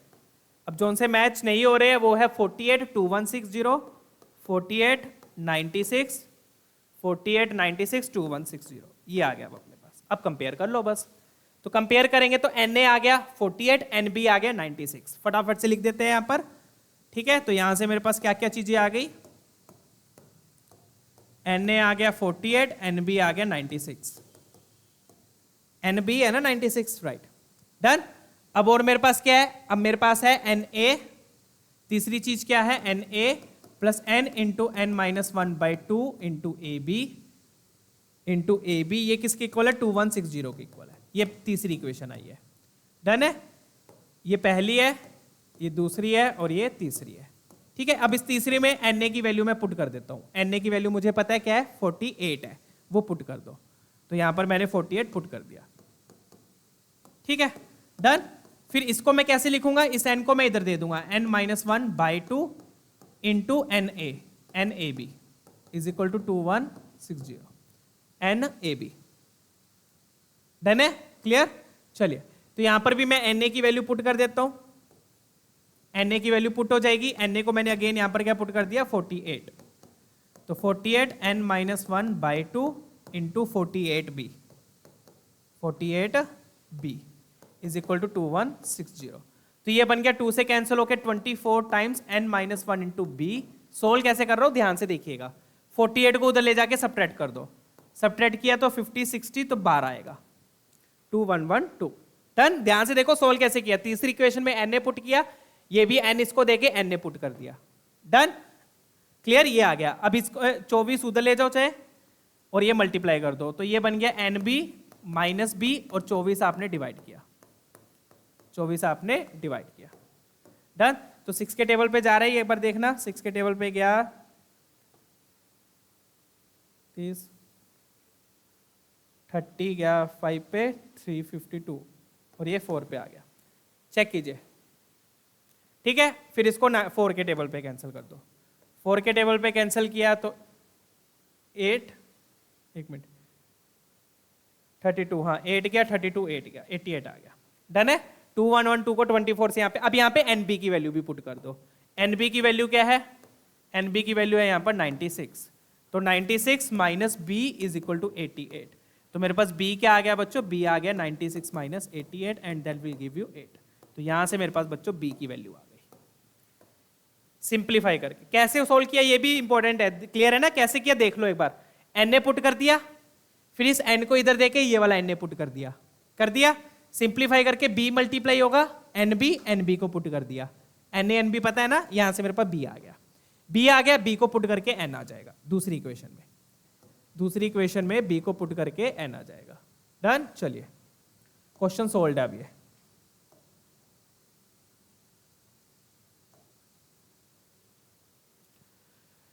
ठीक है, दूसरी इक्वेशन में अब b को पुट करेंगे। b कितना आया आपका? 8 आया, तो n into 8 is equal to 96, तो n आ गया अपने पास 1 2, n आ गया अपने पास 12 आ गया। अब बस पहली इक्वेशन में फिर n को पुट कर दो। पहली इक्वेशन में n को पुट किया तो 12a इज इक्वल टू 48, तो a आ गया आपके पास 4 आ गया, a आ गया, n आ गया। अब अपने से पूछा गया वो देख लेते हैं। तो बहुत बढ़िया क्वेश्चन था ये भी बच्चों। अपने से पूछा क्या है? n plus a plus b, ये पूछा है, तो n plus a plus b आ गया। n कितना है? 12, 4, और b कितना है? 8, 8 4 12, ये आपका आंसर आ गया 24। चेक कर लीजिए। डन है। तो इस तरीके से बच्चों बाइनोमियल थ्योरम का यूज होता है मैट्रिसेस में भी। कैसे यूज होता है? बहुत बढ़िया तरीके से, ट्रिकी मेथड से आपका यहां पर यूज होगा। डन है, क्लियर। और ये यूज करना भी कब है ये भी मैं आपको बता दूं। कब यूज करने ये मैं ऑलरेडी बता चुका हूं। जब छोटा ट्रायंगल, मतलब कि 3 एलिमेंट 0 बन रहे हो, जो ट्रायंगल बना रहे हैं, उसमें आप क्या करोगे? आइडेंटिटी मेट। और हाँ ऑब्वियसली दूसरी कंडीशन क्या होनी चाहिए? डायगोनल एलिमेंट्स 1 होने चाहिए, तभी तो आइडेंटिटी मैट्रिक्स अलग होगी ना। तो ये 2 कंडीशन है, छोटा ट्रायंगल 0, 3 एलिमेंट्स 0 होने चाहिए जो ट्रायंगल बना रहे हैं, डायगोनल एलिमेंट्स 1 होने चाहिए, तभी आइडेंटिटी मैट्रिक्स अलग होगी और P अलग आएगा। इस P में भी आप देखोगे ये बड़े डायगोनल 0 है, 3 एलिमेंट्स बचेंगे, तो जब इस P का P क्यूब निकालोगे तो हमेशा नल मैट्रिक्स आएगा। डन है, क्लियर। तो इस तरीके से क्वेश्चंस आप ये वाले अप्रोच कर सकते हो। तो आज के लिए अपना इतना ही काफी है बच्चों। तो हमारा पावर ऑफ मैट्रिक्स कंप्लीट हो गया है। इस थर्ड सेशन में हमने पावर ऑफ मैट्रिक्स को कैसे सोल्व किया? बाइनोमियल थ्योरम का यूज करके, ट्रिकी मेथड से, ठीक है ना। और अलग अलग टाइप के क्वेश्चंस देखे हैं, पैट्रिक्स इक्वेशन वाले क्वेश्चंस भी हमने देखे हैं। अब अगले सेशन में हम ट्रांसपोज पढ़ेंगे आई थिंक, या ट्रांसपोज ऑफ मैट्रिक्स। ठीक है, फिर मिलते हैं बच्चों अगले सेशन में। वीडियो पसंद आई तो लाइक जरूर कर दीजिएगा। Don't forget to subscribe. See you all, take care.